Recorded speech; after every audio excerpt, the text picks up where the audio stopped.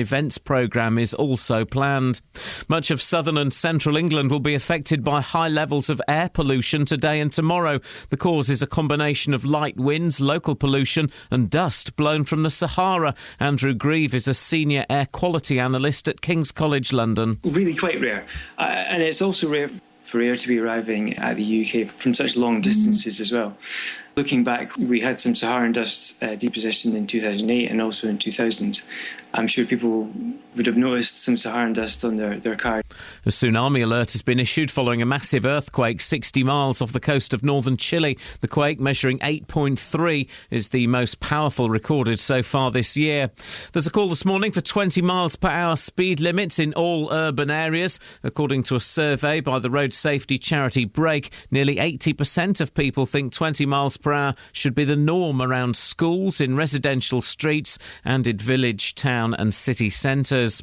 A Buckinghamshire barmaid is due to celebrate her 100th birthday later this month at the pub where she still works. Dolly Saville from Wendover does 3 shifts a week at the Red Lion in the town, having started there more than 70 years ago. Captain Fode, he was my first boss, and he said, "I think now, Dolly, you could start to serve." So I said, "Oh, no." I said I should give him the wrong change because I was a dancer at school. And he said, "No, you'll be all right." In sport, Luton are closing in on the conference title after 2 late goals gave them a 2-1 victory at Dartford, with the winner from leading scorer Andre Gray. I managed to get a good header on it and it's gone in, so happened at a perfect time as well, and we've got the resilience now to hold out games and just see them out, and we just got to do it for 3 more games now and we'll get over the line. Stevenage are off the bottom of League One but still in the relegation zone after a goalless draw at home to leaders Wolves, and Manchester United drew 1-1 at home to Bayern Munich in the first leg of their Champions League quarter-final.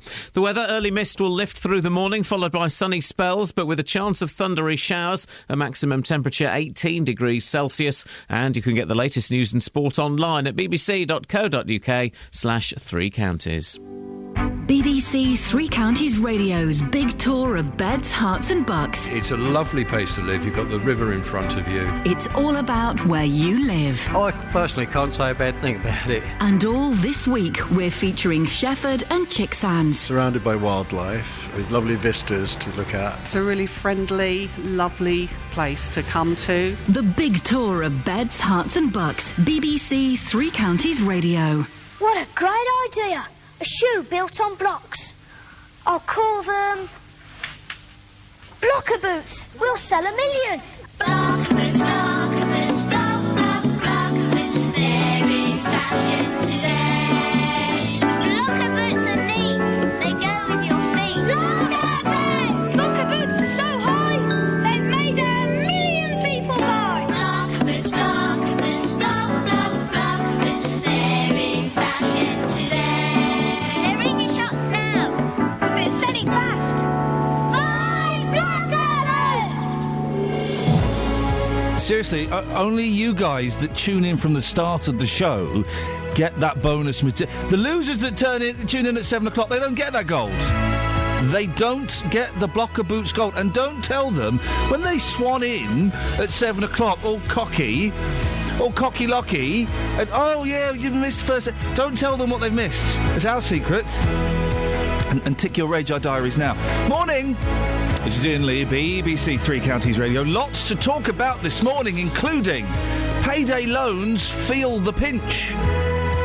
Yeah. Pensioners pull the pints. And safety campaigners hit the brakes. If you want to have your say on these odd stories, then you're more than welcome to. Facebook.com/etc. 81333. Start your texts, etc. Or you can give me a phone call. 08459 455 555. Across beds, hearts and bucks. This is BBC Three Counties Radio. You funny little pervert. Hello. Ooh. I say, how about a little kiss? Don't be unkind.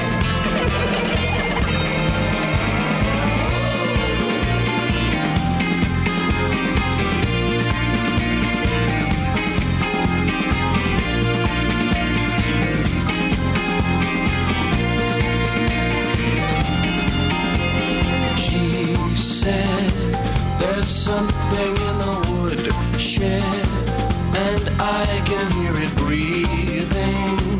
It's such an eerie feeling, darling.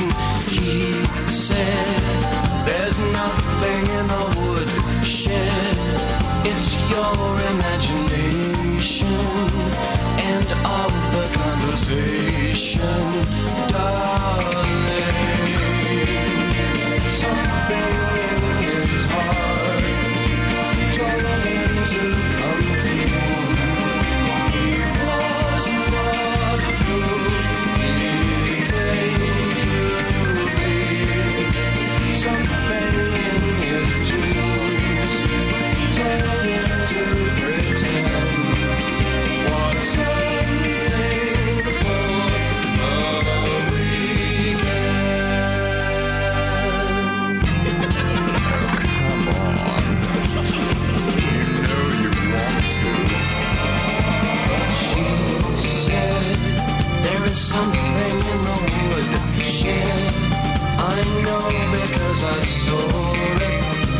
I can't simply ignore it, darling. So he said, now baby, don't be stupid. Get this into your sweet head. There ain't nothing in the woodshed except maybe some good. Something in his heart told him to come clean. He was not who he claimed to be. Something in his dreams told him to pretend for something for the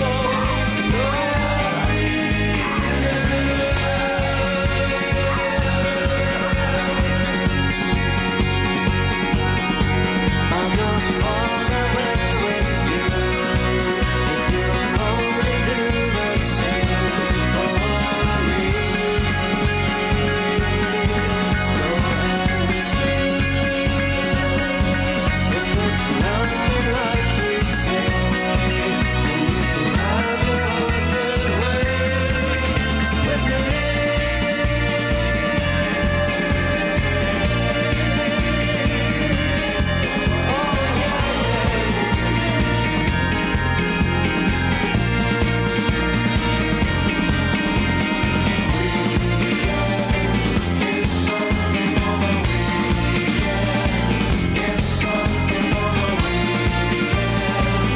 It's something for the weekend.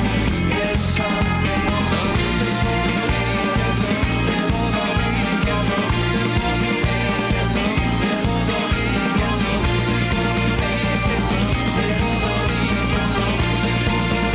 It's something for the He went down to the woodshed. They came down hard on his head, gagged and bound and left for dead. When he woke, she was gone with his car and all of his money. I'm going to make that happen. I'm so... it's got me enthused. I'm tempted just to play that all morning and be enthused. Very rarely am I enthused. Lots to talk about this morning, including thousands of pounds, yours today, with an interest rate of just, 5,000%? What could possibly go wrong? Well, plenty, according to the financial watchdog, the FCA. The authority has promised to put payday lenders out of business if they fail to follow strict new rules. It's thought this could stop around a quarter of them offering short-term, high-interest loans. The sort of loans you wouldn't take out unless you were foolish or, I don't know, maybe quite desperate. So what happens if you fall into that latter category? Well, I'm joined now by Labour's parliamentary candidate for Milton Keynes South, Andrew Pakes. Morning, Andrew. Good morning, Ian. You're sounding very perky for this ridiculous time of the day. How are you doing it? I've got a big mug of coffee in front of me. Yes, I'll put an order in for one of those. There is a market for these loans, isn't there, Andrew? Absolutely. And what we know is that, with prices rising faster than wages, lots of families in Milton Keynes and across the Three Counties area are really struggling to make ends meet. And what I see and what I hear from Citizens Advice, from Step Change, the debt charity, is that lots of people, facing that desperation, are turning to payday loans. And while some people get the money they need and it all works out fine, a number of people are being really trapped badly in escalating loans and a cycle of debt. Is that down to foolishness? Because if they're used properly, if it is literally a payday loan, you go and borrow some money on a Wednesday because you know you're going to get paid on a Friday, that's actually quite helpful for some people, isn't it? But what we need are fair rules. We need the big companies to involved in offering out payday loans to do exactly what these new rules say. That when someone comes in for a loan, that they do the proper checks, they explain the small print to people before they take out a loan. So anyone borrowing money explicitly knows exactly what they're getting into. And what the FSA, the authority, said yesterday is that up to a quarter of these companies may not be offering those rules. I think that's absolutely right. If people are not doing the proper financial checks, the companies are not giving people the full information before they offer a loan, then they should be banged to rights, and that's what these new rules should do. I heard yesterday some of these payday loan companies on various radio stations kind of whinging a little bit, saying, "Oh, hang on a second, you're gonna close a significant number of these companies if these rules are brought into place." What would your reaction be to that, Andrew? We should have no truck with rogue traders in the business at all. And some of the horror stories suggest that some of the operators, not the big legitimate ones, some of the operators have practices going on which which are not that far removed from loan sharks.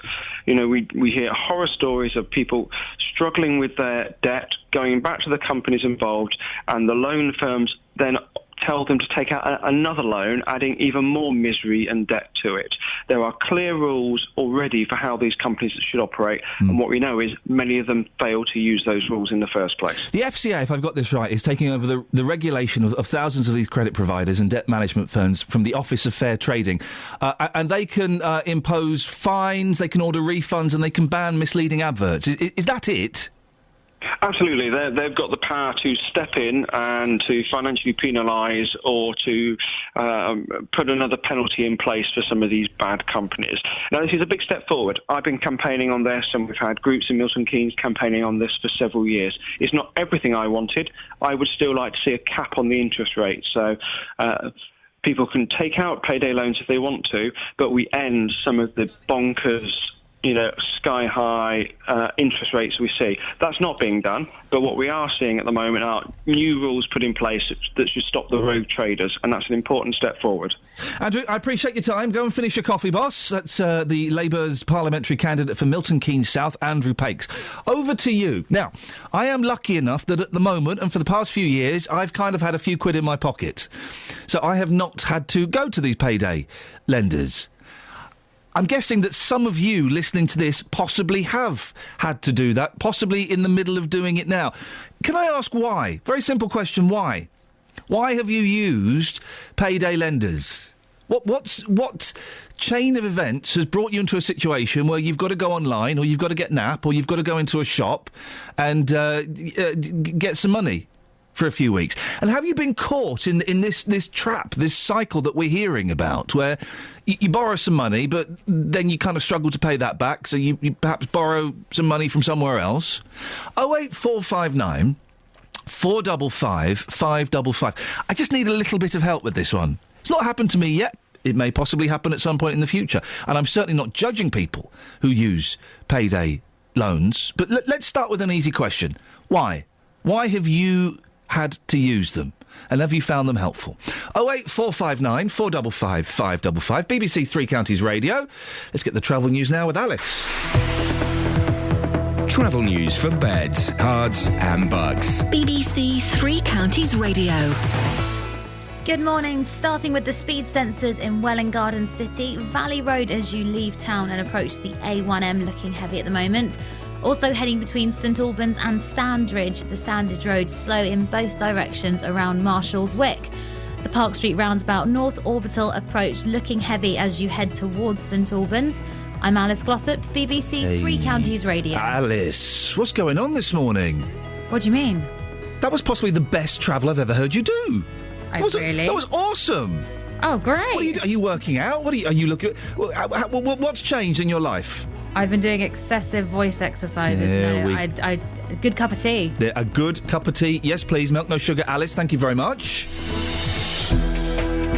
That's the second hint I've dropped that I'd like a hot beverage, and my team haven't picked up on it. The second hint I've dropped. I've dropped one with Andrew Pakes, one with Alice Glossop. I'll drop one with the audio coming up in the next bit.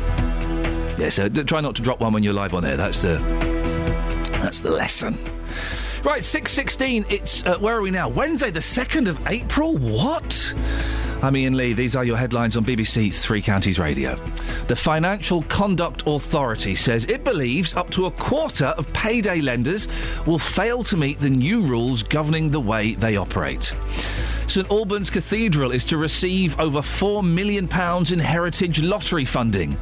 And in sport, Luton are closing in on the conference title after two very, very late goals. Just gave them a 2-1 victory at Dartford, but for a while it was touch and go. BBC Three Counties Radio.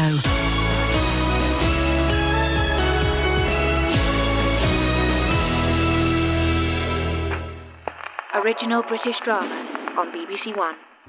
The Great War's volunteers didn't all choose the battlefield. Where are we going? Hospital 25A, not far from the front. Some chose conflict of a different kind. It's difficult for my nurses. Civilian girls on the wards. There's extra pairs of hands and feet. And God knows we need them. They chose to save lives, to save their own. You didn't volunteer out of duty. You volunteered to escape. The Crimson Field, starring Hermione Norris and Saran Jones, part of World War I on the BBC. I like Sunday night at 9 on BBC One and BBC One HD. Thank you. I like Saran Jones. Do you? Yeah, she was in Coronation Street.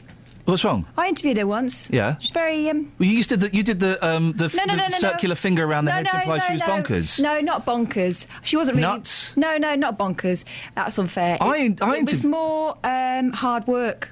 I interviewed her. I bet she's the kind of lady that responds better to the gentle touch of a gentleman, because I interviewed her, and let's just say we got on like a house on fire. Was it in person? Yeah, it was in person. Maybe it was that. Maybe if she'd have seen me in person, she would have thought, boom, chicka, wow, wow. She wouldn't have thought, boom, chicka, wow, wow. Would have got on better. I don't know. I don't think she was very into it. She was very into the interview that I gave her. Oh, it's strange that.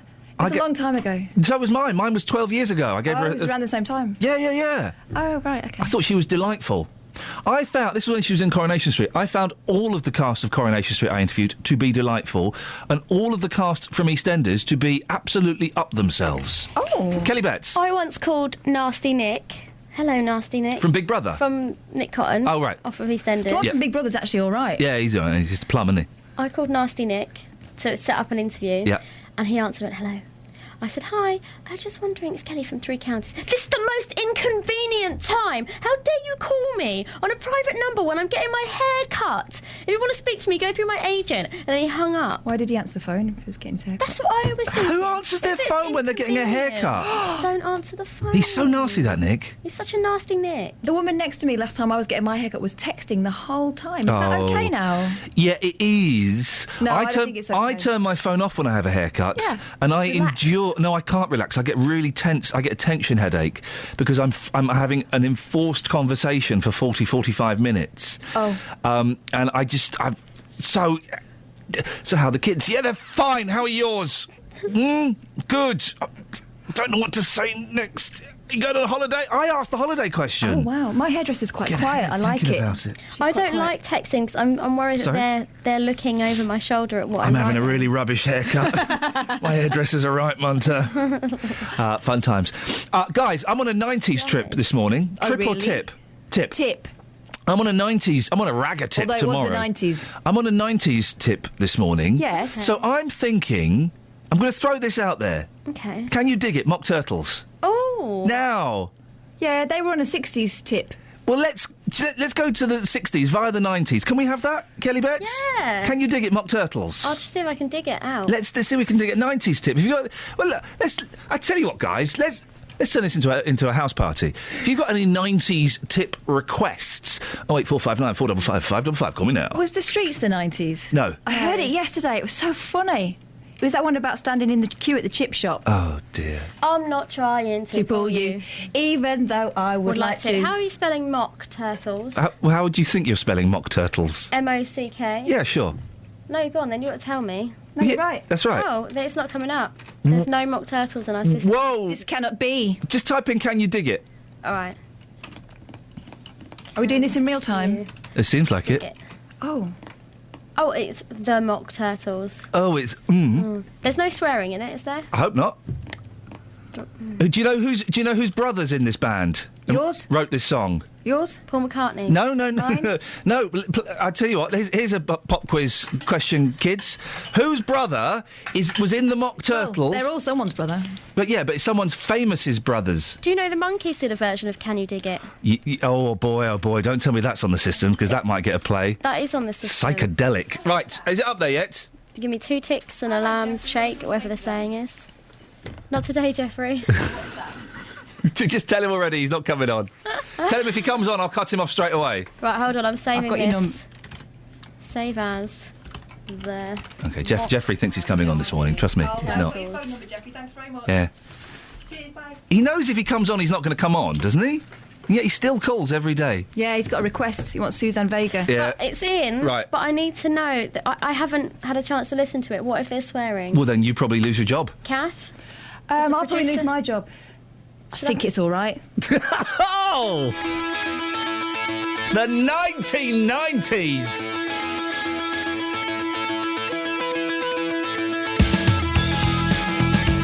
Whose famous brother? No. Whose... Someone's famous's brothers was in this band. Whose?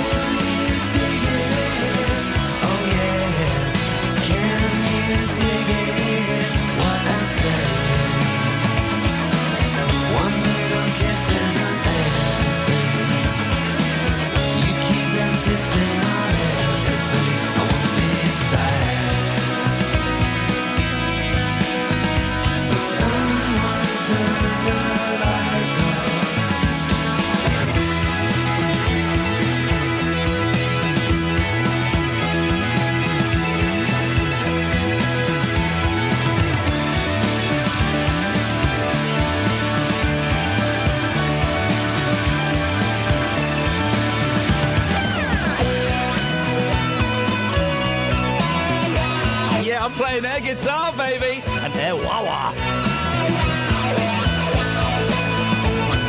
But who is his famous brother? Which bird lays the biggest egg?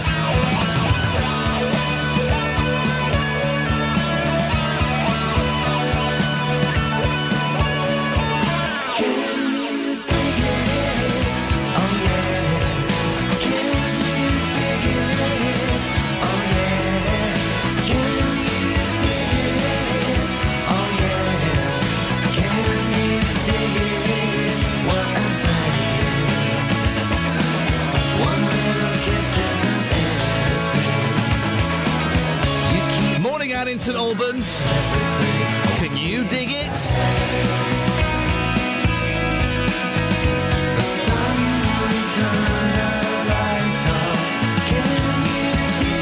this reminds me of. This reminds me of.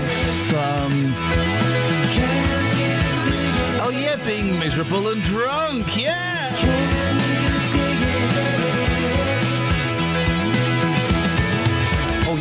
But who was his famous brother? Let's go to the team over in Studio B, and we're joined by work experience Rose this morning. Good morning to you, Rose. Welcome. We'll start with you. Who was his famous brother? I have absolutely no idea. That's the incorrect answer. Let's go straight to Kelly Betts. Kelly Betts, who was his famous brother? Lily Savage. Oh, do you know what? You're not a million miles off. Catherine Boyle, I'll give you a clue. The gentleman's name in the band is Brendan. Titchmarsh. Coogan. Steve Coogan's brother. Alan Titchmarsh. It's Brendan Coogan. What's he singing about digging for then? It's Steve Coogan's brother. Charlie Dimmock. No. Really? Yes, it is, Kelly. Thank you. Wow. Brendan Coogan. I wonder who's their favourite out of which one the parents favour. Well, probably Brendan for a while. Yeah. And then Steve. and then Steve. 08459 455 555. It's 90s morning on BBC Three Counties Radio. We'll take some requests. My dad used to work with the bloke from the farm. Not a farmer, the saxophone one. Now, the way things are with the What? No, the trumpet. OK, we haven't got time to do this thing now. Do it. Right. The way... the farmer are awful. Get on their groovy train, for goodness sakes. The way things are with the economy, it means many of us will have to work longer than we planned. But one woman from Buckinghamshire has taken that to extremes. Barmaid Dolly Saville is about to turn 100. Oh.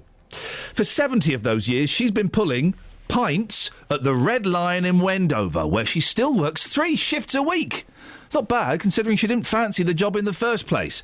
And we sent our reporter Ben Nye to have a chat with Dolly. Captain Fode, he was my first boss, and he said, would you... I think now, Dolly, you could start to serve. So I said, oh, no. I said I should give him the wrong change, because I was a dancer at school. And he said, no, you'll be all right. I said, no, I don't think so, thank you. He said, oh, well, we will see. Anyway, I started to surf, and I quite enjoyed it. Do you think working has kept you young in a way, because you're able to still keep active? Oh, gosh, yes. Yes, I say I meet lovely people that come in here and have a laugh with them. And as the barmaid, you've got to keep order as well, haven't you, in the bar? So do you have to kind of... yes, when I was in the saloon bar. Yeah, oh, yes. Because she's a remarkable lady. She really is. How long have you been drinking here? Well, over 50 years. And you've known Dolly all that time? She was 49 when I first met her. My goodness. Yeah, it's amazing, isn't it? Yeah. And what's she like as a barmaid? Does she still keep you all in check, even though she's... Oh, yeah, she's first to tell you off if you're misbehaving. She makes us behave ourselves. Oh, yeah. She does. Now, you boys. That's enough of that. Yeah. I can see you're all troublemakers. Oh, yeah. In terms of kind of your family and stuff, do they worry about you kind of up and about here in the pub? No, no. If they tried to get you to put your feet up, would you tell them where to go? We might do. So what about I wouldn't listen to them, and they know I wouldn't, you see. Is working that important to you then? Oh, yeah. This is my second home. She's an amazing person. She brings a lot of fun to the Red Lion. Gets on well with all the rest of the staff and is loved by everybody. So are you the most famous person in Wendover, would you say? Well, yeah, I say yes. Travel news for beds, cards and bugs. BBC Three Counties Radio. In Broughton, things looking a bit heavy on the speed sensors. Charles Way, we've got some queues approaching the Northfield roundabout as you head towards the M1. Also between Dunstable and the M1, Luton Road is busy to head towards the motorway. And again in Luton, queues at the Kidneywood roundabout on the London Road, and that's on traffic trying to join the motorway as well. Public transport has no reported problems. I'm Alice Glossop, BBC Three Counties Radio. Across beds, hearts and bugs. This is BBC Three Counties Radio.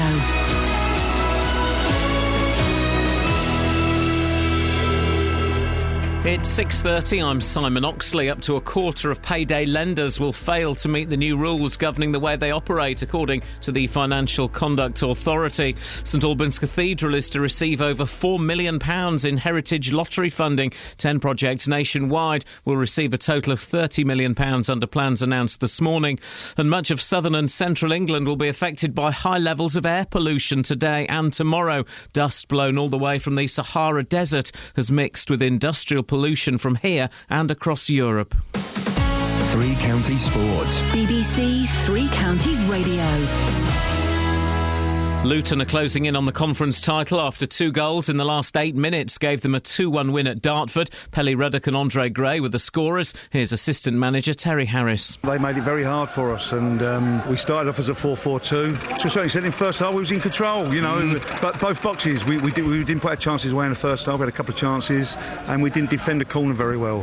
And then you make changes second half and you hope one of those changes comes to the fore, and Pelly came up with the goods, certainly for the first goal. Luton remain 13 points clear after Cambridge also won, but 3 more wins will be enough for the Hatters. Stevenage are off the bottom of League One, but still in the relegation zone after a goalless draw at home to leaders Wolves, but an important point for Graham Westley's side. They're the top side, they're champions-elect, they're in good form, not been conceding a lot of goals and they've been scoring a plenty, so it was always a game that people were going to probably feel was there for them to win rather than us, but I thought the lads showed what I've been saying, which is that in 2014, since we brought 1 or 2 in, we haven't been a bottom side. We were bottom because of the start that we had to the season. Manchester United drew 1-1 at home to Bayern Munich in the first leg of their Champions League quarter-final. Here's manager David Moyes. I'm happy with the performance.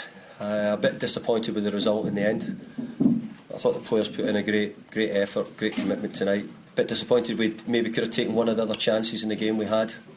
But we played a very good team tonight in Bayern Munich, and I'm sure everybody saw that tonight as well. Tonight, Chelsea are away to Paris Saint-Germain. Hemel Hempstead are 9 points clear at the top of the Southern League Premier Division after a 2-0 home win over Chippenham. And Tiger Woods will miss the US Masters later this month after having surgery on his back. It will be the first time in his career that Woods has missed the Augusta showpiece. BBC Three Counties News and Sports. The next full bulletin is at 7. Across beds, hearts and bucks. This is Iain Lee. BBC Three Counties Radio. Boing, boing, boom, chicka, boom, chicka, boom, chicka, boom, chicka, boom, chicka, boom, chicka, boom. Remix. Rewind. 90s morning on BBC Three Counties Radio. We've just decided. So far, we've had the Divine Comedy. Then we had the Mock Turtles, Can You Dig It, which was a great tune. That was a good song. We're going to end before 7 o'clock with a classic tune. Wonder Stuff. Size of a cow. Oh, wow. Look. What's that face for? Well. Go on. It reminds you of past loves. Well, yeah. First boyfriend was obsessed with the Wonder Stuff. Yeah. And thought it was cool to sort of behave like that. Behave like Miles man. Hunt. Yeah. Miles Hunt, there's an unfortunate name, isn't there? I got into a Twitter row with Miles Hunt, the lead singer from The Wonder Stuff. Really? Because a few years ago, But he's such a reasonable, mild-mannered man. This is about 10 years ago. I went to see them at the Forum, okay, The Wonder Stuff, the reformed one. This was 10 years ago, 2004. 4. 25 quid a ticket. So I spent 50 quid on 2 tickets, right? They didn't play the hits. They didn't play Size of a Cow. They didn't play Welcome to the Cheap Seats. Right? The only 2 songs I know. So we went through the whole concert, the whole 6 songs from the new album, went through the first encore, went through the second encore, and we went home angry and disappointed. Right? He knew that you knew that he knew he wasn't doing it. So then a couple of years ago, I mentioned this on Twitter, and someone forwarded it on to Miles Hunt. So we ended up having a row, both about us being, our careers may have, maybe slightly stalling, and then I apologised. He said, "Oh, it's fine," and we became friends. Real not friends? Friends. I'm not going to go around there for a cup of tea. Friends like that friend of yours that we had on the other day. Which friend? Tony Mortimer from E17. Yeah, good friend of mine. Good friend of mine. Jeffrey's on the line. Morning, Jeffrey. Morning, Jeffrey. Morning. Not today, Morning. Jeffrey. That's not very nice. Biggers is in Hemel. Morning, Biggers. Hello, fella, how you doing? Hey, Biggers! How you doing, fella? That is Biggers. That is a proper 90s name. Twisting my melon, man. You talk so hip, you're twisting my melon, man. Call the cops. So, how you doing, ladies? He's talking to you, ladies. Hi. Word up. Good. Biggers, it's great to have you on board, brother. Hello, fella, how you doing? Oh, mate, I'm exactly the same I was 20 seconds ago. Brilliant. I've got a tune for you, mate. Yes, go on, boss. I'll just give you a clue. Step on Happy Mondays. That must have been the greatest anthem of the 90s, surely. Oh, is that your clue?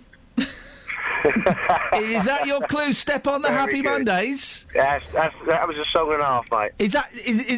Are you? Sorry, I'm confused. Is that clue leading towards the Farm Groovy Train?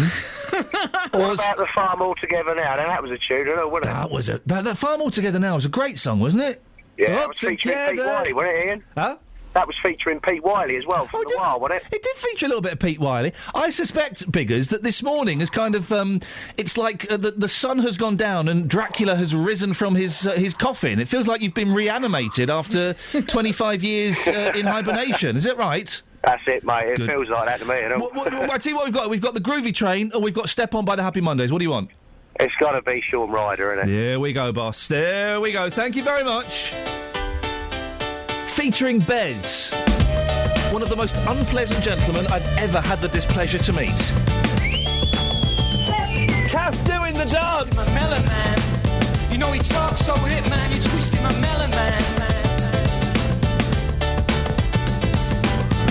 Call the cops.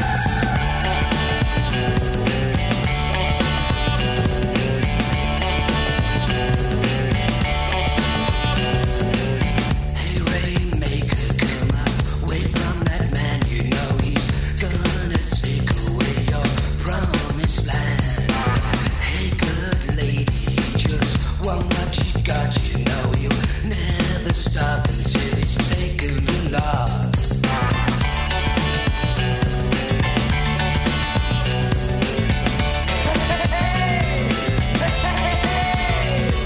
Stand at your fire, you can change your desire. Don't you know it can make you forget you're a man? Gonna stand at your fire, you can change your desire. Don't you know it can make you forget you're a man? You're a man. Twist my melon man. Speak so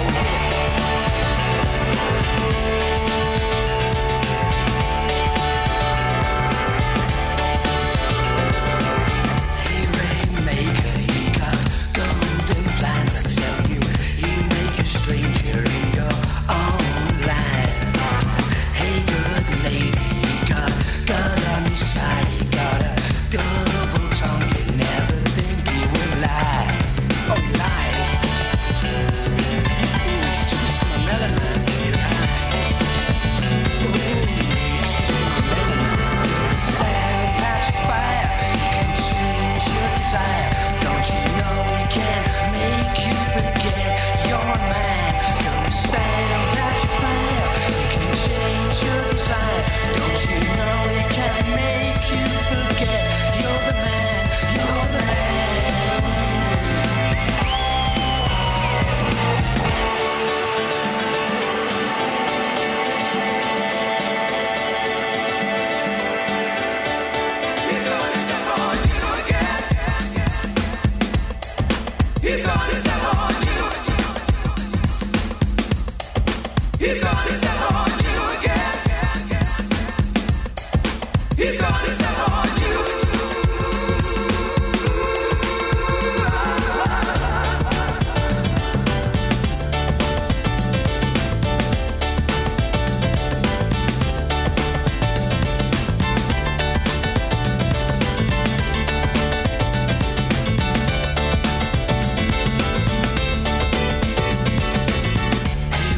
It's 90s morning on BBC Three Counties. I say 90s morning. For the next 20 minutes, we stop playing music at 7. This is what the suckers who tune in at 7 o'clock don't get.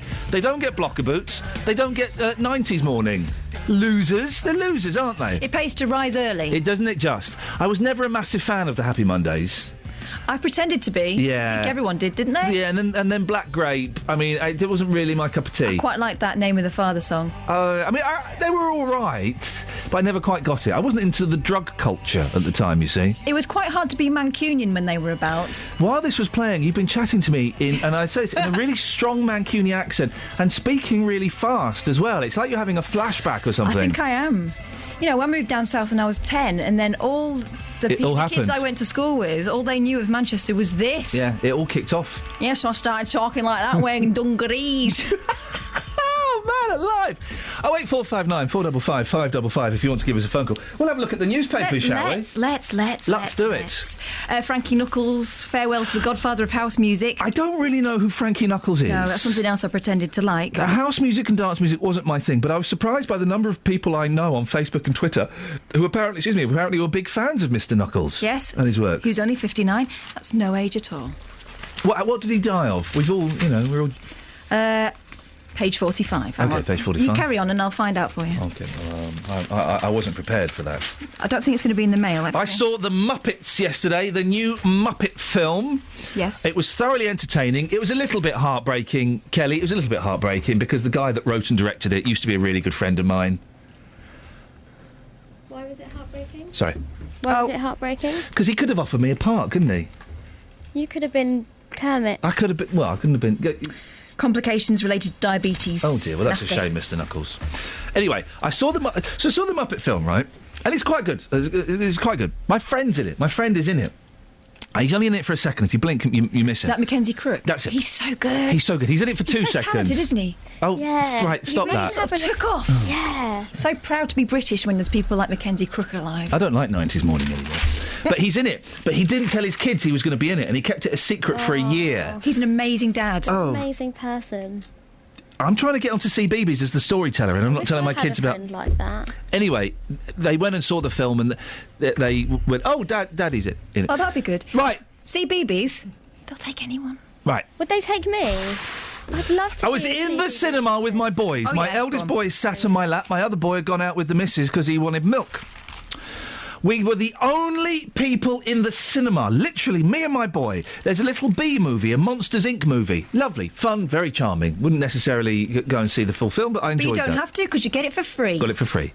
The Muppets start, OK? Literally 30 seconds into the Muppet film, a mum and 5 kids, 5 girls, walk in. They sit right in front, the row in front, and the mum sits in front of me and my boy. So now he can't... It's an empty cinema. So now he can't see. And I'm saying to my eldest, nice and loudly, "Can you see?" And he's kind of moving around going, "Yeah, I can see most of it." And I'm thinking, Did you roll your coat up and let him sit on it? He was sat on my lap. Oh. So eventually this woman moved. I thought, you rude cow. Yeah, I know, I thought bad words. Gosh. Why would you come and not only just sit in the row in front of us, but sit directly in front of a 4-year-old child, you sick woman? I know what you're saying. I am that 4-year-old child. You see? In height. Do you get the booster seats when you go in? No, they have booster They have booster seats, yeah. No way. The booster seats are awesome. Man, it's not a good abbreviation, alive. sounds rude. What else have you got in the papers? Britain's local roads could be hit with a blanket 20-mile-per-hour speed limit after research showed overwhelming public support. Really? 08459 455 555. Hey, we should get a couple of guests on to talk about that later on in We the show. should, about 7:50ish. See you there. Consider it done. Is there overwhelming support for 20 mile per hour? Is this everywhere, or is this just in residential areas? Residential streets in cities, towns and villages should all be targeted to slash fatalities, according to the charity Break. They do it in a lot of places in the 3 counties. It's been introduced a lot. I think it's good outside schools. Yeah. No one sticks to the 20 miles per hour in residential areas, do they? Also, it's voluntary. It's not compulsory. It's 30 is the limit, but we'd like you to do 20. They usually whack a few speed humps in there, though, just to ram the message home, don't they? Well, you can go over those speed humps quite fast. Oh, I wouldn't. What about your undercarriage? Travel news for beds, cards and bugs. BBC 3 Counties Radio. On the speed sensors, things building up in Kings Langley. The A41 is looking busy as you head for the M25. Also in Welwyn Garden City, Valley Road is still heavy to approach the A1M. The A1M itself, southbound, is slow around junction 7 for Stevenage. And on the M1 London bound, things looking busy now between junction 10 for Luton and 9 for Redbourne. Public transport has no reported problems. I'm Alice Glossop, BBC 3 Counties Radio. Thank you very much. 6:46, it's Wednesday, the 2nd of April. I'm Iain Lee. These are your headlines on BBC 3 Counties Radio.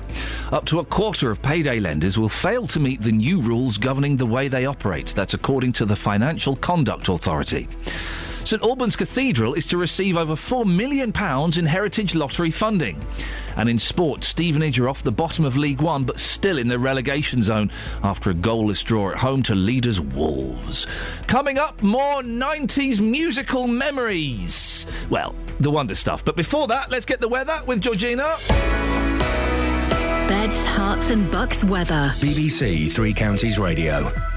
Good morning. First of all, there's a high pollution count pretty much across the region, but we've also got a high pollen count as well for hay fever sufferers out there. Do beware. Mist and fog to start off with. Once that clears, we should have quite a bright start to the day with some sunny spells around. It does start to cloud over this afternoon, though, and there are a few showers lurking in the background too, but not all of us will see them, of course, with temperatures expected to reach 17 or 18 degrees Celsius. And tonight, we've got some clear spells. It should be largely dry. It does start to cloud over as we head towards the morning, though, with temperatures down to 10 or 11. And tomorrow, a cloudy day generally tomorrow. Some showers around to start off with, becoming more frequent and heavy in the afternoon and evening, with temperatures reaching 16 degrees Celsius. But 1 or 2 showers around on Friday. Saturday, a very showery day. It's going to be quite breezy as well, although we should still have some bright spells. And Sunday, not a particularly pleasant day, quite windy and wet. We have got high pressure building, though, in the middle of next week, so we've at least got some settled weather to look forward to again. That's your latest forecast.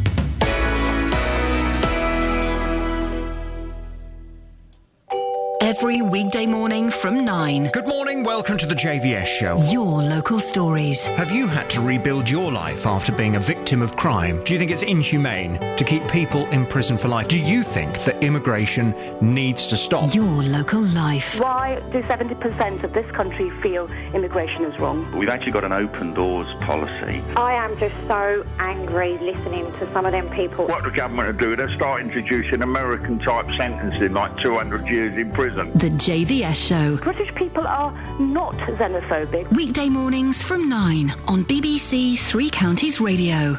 10 Ton Twitter's tweeted, "What's the 90s?" Wow, gosh. Some people were born in the 21st century. I feel sorry for those people. Space babies. Kind of.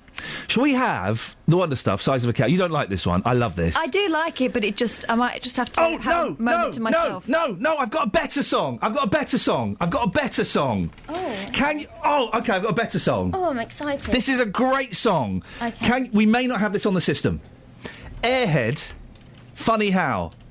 Do you know this song? I might remember it when it's played. I tell you why, because this was on my Getting Ready tape. Oh, I see. And the Wonder stuff was on there, Size of a Cow, and Welcome to the Cheap Seats. But then it had Airhead, Funny How. How's it go? Well, hang on, it goes like this. Oh!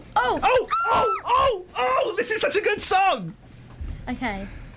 We'll do that bit, and it goes like this, but not yet. I'll tell you. Okay. Okay. Do you want to hear something from the newspapers? Yeah, go on. Okay. Over 400,000 middle-class young workers are waiting for an inheritance to buy a home. Sorry. So they're waiting for their parents to pop off. Oh, man. With parents and grandparents living longer, they're spending many more years paying rent because they can't raise a deposit.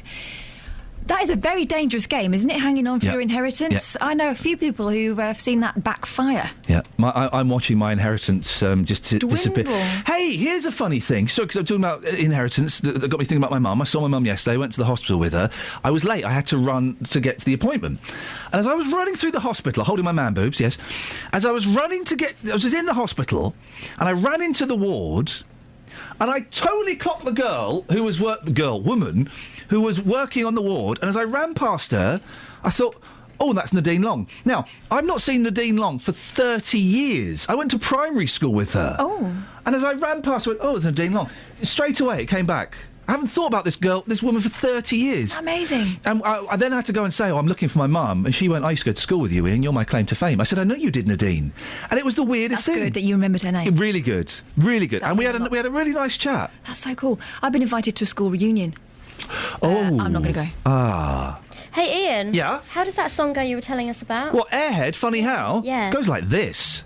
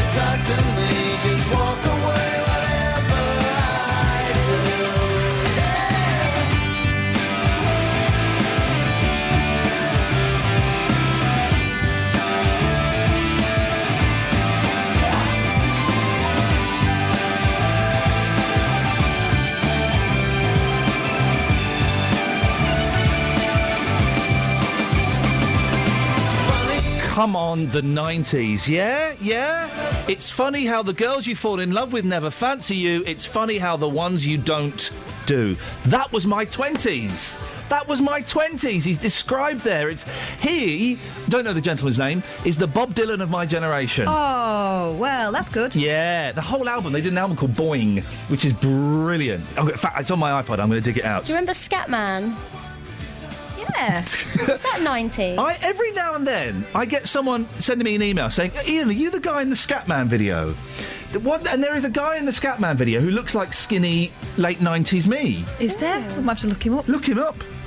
Now, while this is playing, Catherine and I have got a little bit maudlin, remembering... the good old days. The good old days, our lost youth. Good old days, actually. It was quite difficult at times. People that we could have snogged, should have snogged and didn't snog. No, you're talking about this being the story of your life. Yeah. I spent my 20s not realising that opportunities were being presented. This is what I think. When you die, okay, and you're waiting to go into heaven, they punish you by putting on, and it's a VHS tape of all the opportunities that you had that you didn't realise to snog people you really fancied. I used to, when I was at university, I used to have a lot of male friends who I just hang out with. Yeah. I don't think we were just hanging out. They were too shy to get in there. Wow. Yeah. Shy. Hush, hush. I do I. You also realise as you get older that you weren't as bad looking as you thought you were. Oh, no, I was bad looking. Oh, I was hot when I was younger.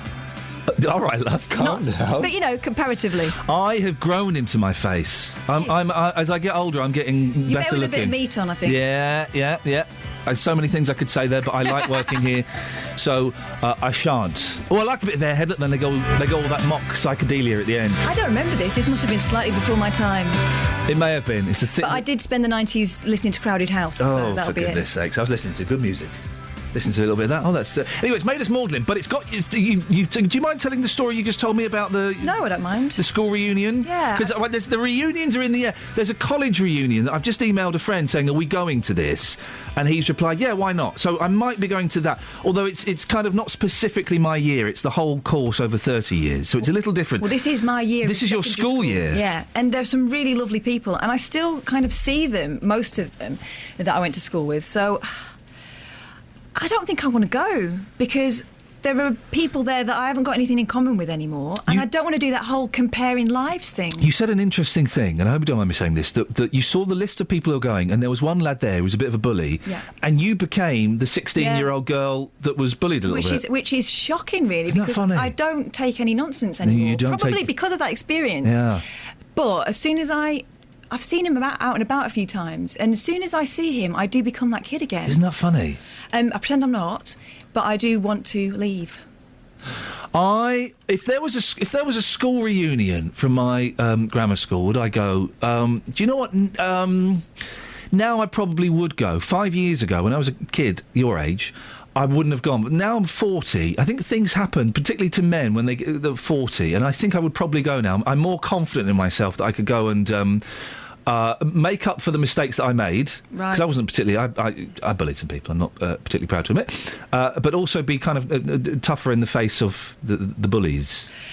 It's a funny thing. I went to a do a few months ago, and there was someone there who was in that group as well, who was not particularly nice to me when I was... He was delightful, and I've been worried about that. He's another person who I've been worried about, thinking... It was kind of... I had to give a speech, and I thought, he's going to be in the audience, he's going to be taking the mickey out of me, like he was 12. You're so confident, normally. Yeah, but that really... but when I spoke to him, it turns out we've both grown up, and actually he's a nice bloke.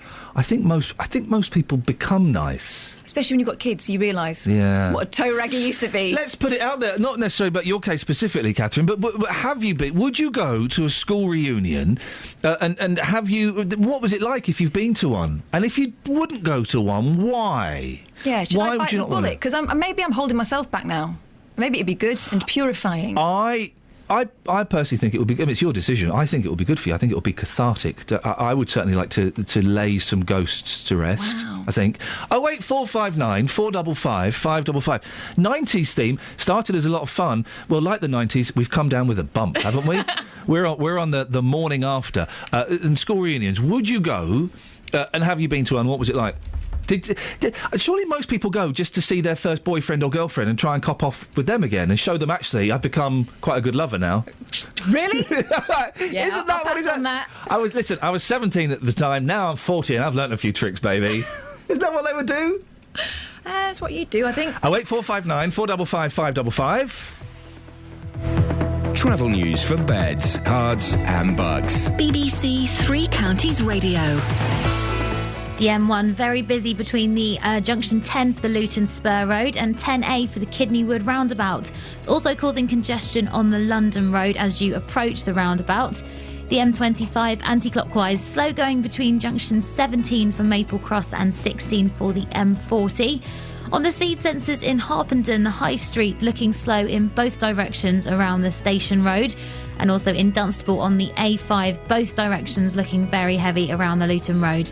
Public transport has no reported problems. I'm Alice Glossop, BBC Three Counties Radio. Alice, you probably you weren't around for the 90s, were you? I was a child in the 90s, yeah. I was born in 1990. Oh, gosh. Speak to you later, Alice. Thanks very much. Oh, that's made me feel so old. Someone was born in 1990? When I was 17? Wowzers. Would you go to a school reunion? Have you done it? Was it as bad as Catherine's expecting? We'll find out more after the news. Local and vocal across beds, hearts and bucks. This is BBC Three Counties Radio.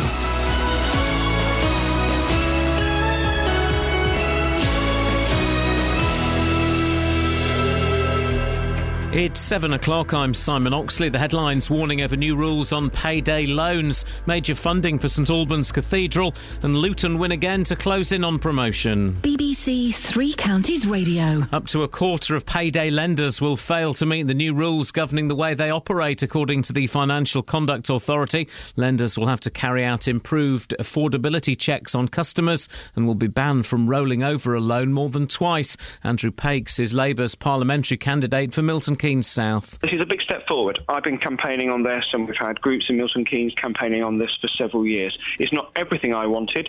I would still like to see a cap on the interest rate. So people can take out payday loans if they want to, but we end some of the bonkers, sky-high interest rates we see.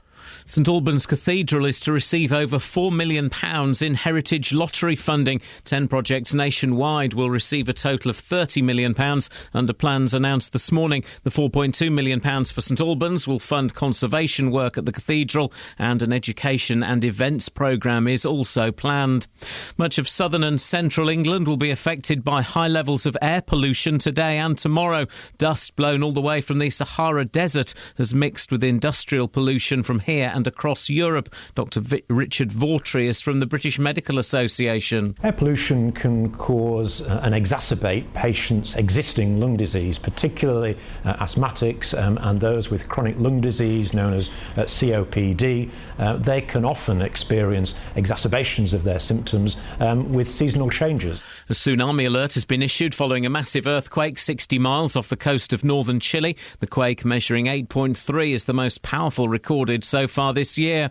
A charity is calling on the government to introduce a 20-mile-an-hour speed limit in all urban areas instead of 30. Break is taking its campaign to Parliament today. In a survey, the charity found that 80% of people think 20 miles per hour speed limits should be the norm around schools, in residential streets and in village, town and city centres.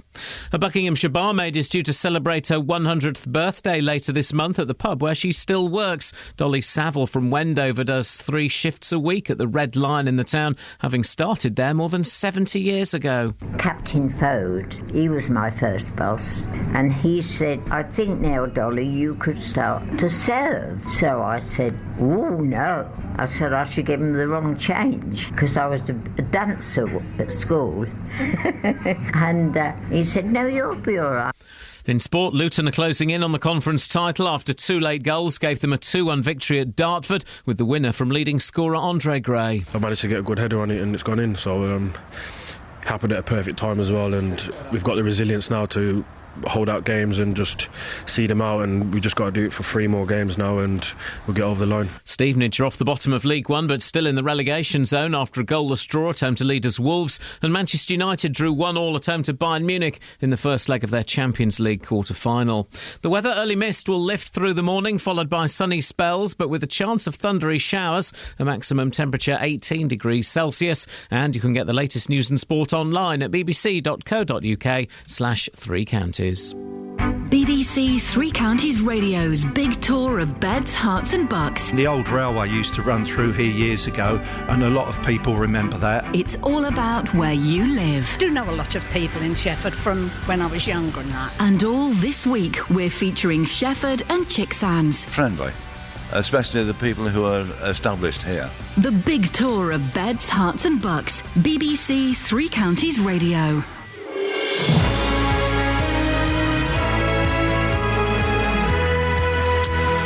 This is Iain Lee, BBC Three Counties Radio. Lots to talk about this morning, including... Well, have you ever taken out a payday loan? There's tougher rules are being introduced. Saying earlier, so far I've been dead lucky. I've never needed to take one out. Never say never. But have you used a payday loan? I'd love to know why. And was it helpful or was it harmful? 08459 455 555. There are calls to introduce 20-mile-per-hour speed limits in more places. But do they actually save lives? And Catherine's got a dilemma. She's been invited to her school reunion. She's not that keen to go. I'd love to hear your stories about if you've been to school reunions, what was it like? And did you go primarily to show off to your ex-boyfriend or girlfriend and say, look, actually, I turned out all right. You dumped me and now you're fat. Facebook.com/BBC3CR. We'll put the school reunions up on Facebook, I think. That might be a nice one to put up on there. You can text 81333, start your text 3CR, or you can give me a call. 08459 455 555. Across beds, hearts and bucks. This is BBC Three Counties Radio. Dealey! Dealey! Boss. Oh, where are you, Dealey? I'm here, boss. You're You there. all right? I'm good. Did you enjoy our little 90s mashup? Yes. Can You Dig It by the Mock Turtles. That one took me back. Because that was a good tune. The album, I remember being a stinker, as a lot of the albums were in the 90s by these indie bands. The albums weren't very good, but they would have 2 good tracks on there. Yes. And that was one of them. We enjoyed that. We enjoyed that so much, Justin. I got a text from Neil saying, Neil, Iain, loving the 90s tunes. How about a bit of Pulp? And we forgot Pulp. Yes. So we've decided. The rest of the week is 90s week. Yes. And tomorrow, it's the ladies of the 90s. Oh, yes. Bit of Elastica, bit of Echo Belly. Yeah. Bit of Whitney, maybe? No. We're kind of going, it would appear, more down the sort of indie, kind of homegrown talent. Right, OK. Really. Although I have to say, I saw the Muppet movie yesterday. Very, very funny.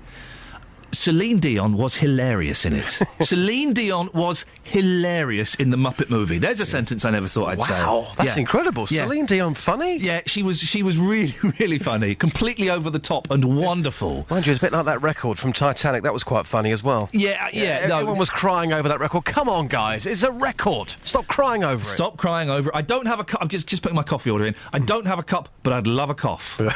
Just putting the order in. Got to do that. You've got to put the order in. Now, Justin, we've got you on for anyway, you might want to get some bits and pieces on 90s for us for the rest of the week. Anyway, Absolutely. Some more serious stuff we're talking about. It's thought that a quarter of payday loan companies could stop offering their short-term, high-interest loans for fear of being shut down by financial watchdogs. The Financial Conduct Authority has now got the power to impose unlimited fines, order refunds, and is promising to put lenders out of business if they fall out of line. But there's clearly a market for these kind of loans. If you've used a payday loan this morning, or if you know somebody that's used a payday loan, could you give me a call? You can change your name if you'd rather. 08459 455 555. Did you use it in the way it was intended? I guess it's supposed to be you're a bit short on a Wednesday, but you know you're getting paid on a Friday, so you go and borrow 150 quid and then pay it back as soon as you get paid. Did you use it like that? Was it helpful just to kind of, tide things over for a couple of days? Or did you get caught in the trap? did you get stuck and end up in more and more debt? 08459 455 555. Justin, I'm assuming you've never had to use one of these payday loans. No, touch wood, I haven't. Yep. And I think, you mentioned a few things there. If you use them and you manage it properly, you should be okay. But, of course, so many people fall into that trap, and it's one of those things this morning. This is very, very personal. However, I do think it's important for people to tell their stories, because it may be beneficial to others who are thinking about doing this. They think, oh, this is absolutely fine, I'll be absolutely fine. Then suddenly, in a couple of weeks' time, they are left with a huge bill to pay. That's the thing, and they do make it so easy. You can get phone apps, can't you, where you just slide your finger along a scale saying, I want 500 quid for 3 weeks, and it works out the interest. You've been speaking to people about this morning. Just what have they been saying? Well, not very nice things, to be fair, Ian. Here's somebody I spoke to just a moment ago about this. I would never take one out. My friend took one out for £100, ended up paying nearly £800 back because he missed a payment. So he's paying more and more and more and more and more. Let's just do the maths on that again. You said your friend borrowed £100 and ended up paying £800 back. Yeah, because he was in financial difficulties at the time. And eventually, what he should have done in the first place is what he done at the end of it, is he went to his family, his own mother, who helped him to get out of this. He said he would never do it again. Never do it again. And did you warn him to start with, don't do this? I told him not to do it. He goes, he said, I'm desperate. I said, it's £100. I said, come on, it's £100. I couldn't personally help him at the time. I wished I could have done. But in saying that, of course, if you can pay the money back quickly, I suppose they're okay. They fit the purpose, don't they, to a certain degree? Yeah, I suppose so. But if you can ask, if you can pay it back quickly, then you're better off asking. Maybe you've got a friend, maybe you've got family. Go to them first. The payday lender is the very, very last option you've got. It's the bottom run. I mean, there could be people listening to this right now who are thinking about taking one out today. Just describe to our listeners how bad that experience was for your friend. I mean, what sort of state was he in whilst he was trying to pay that back? At the time, he was renting out a flat.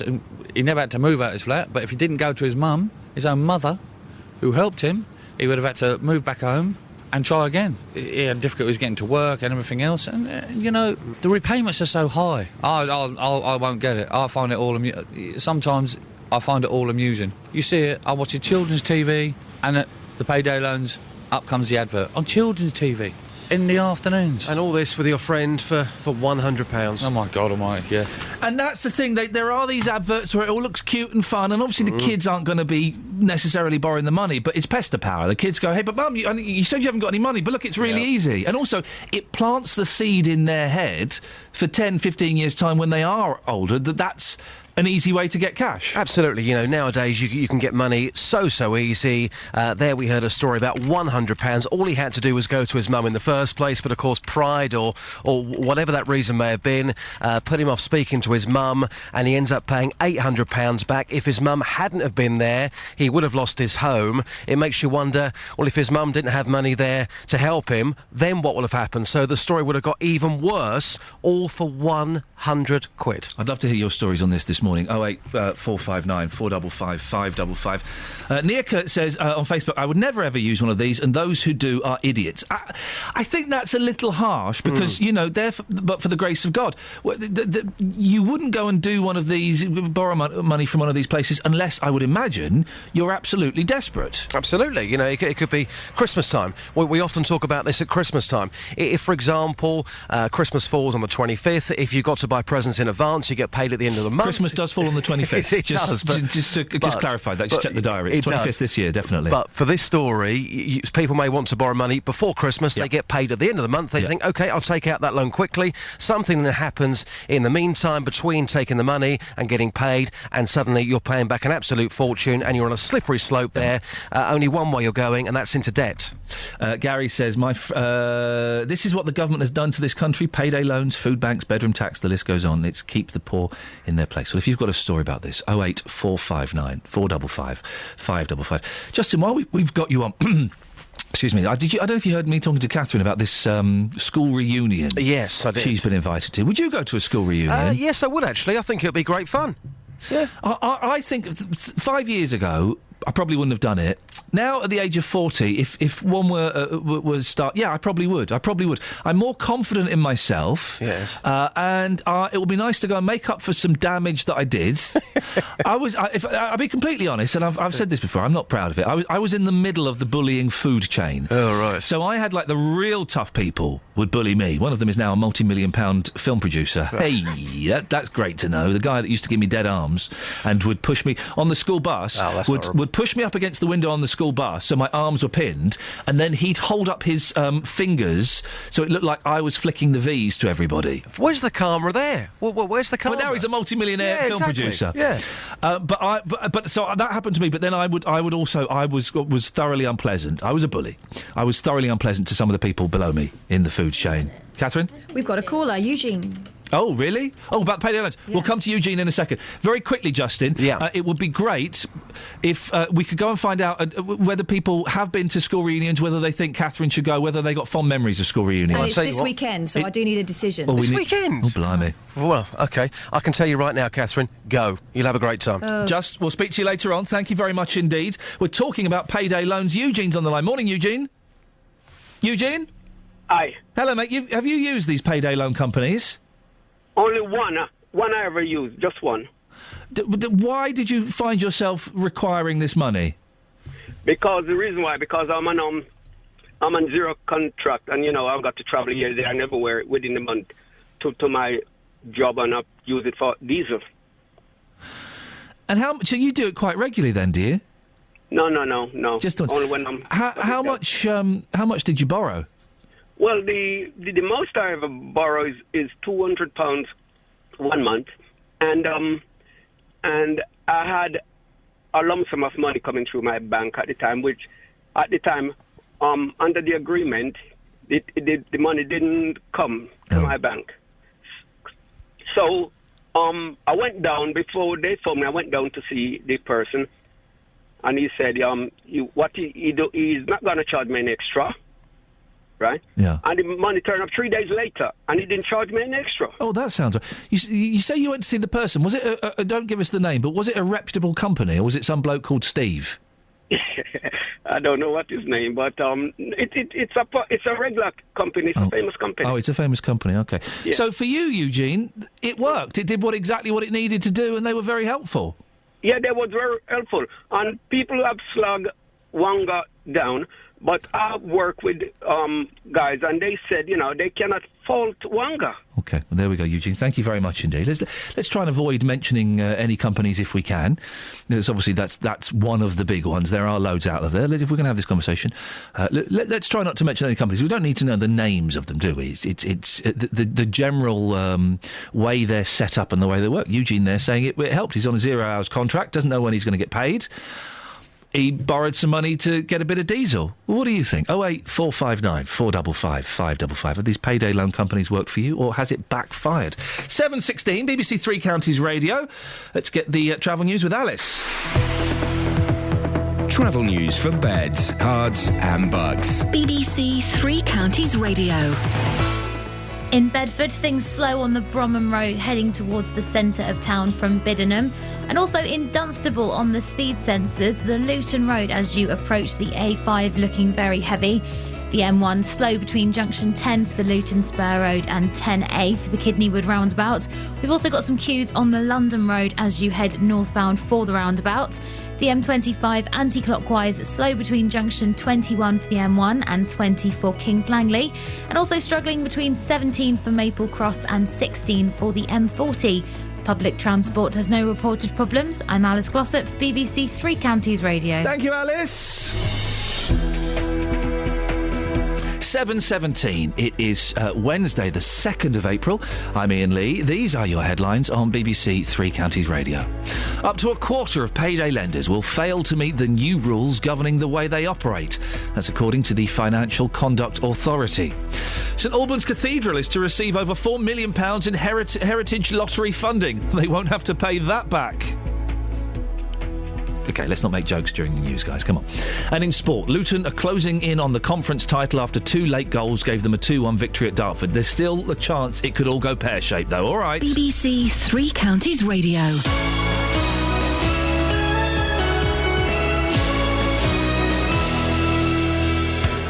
BBC Three Counties Radio's big tour of beds, hearts and bucks. It's a lovely little town. The people are all friendly. I just like the whole place. I just like where it is, it's nice and quiet. Inviting everyone to where you live. I do like the smaller shops, yeah. And all this week, we're featuring Shefford and Chicksands. We're permanently fixed in Shefford now. We're quite happy with the town. I love it. I live in Clifton, but I wish I lived in Shefford. If you've got a story everyone should hear about, let us tell them about it. Lovely properties, 13th century village that is full of character and lovely people.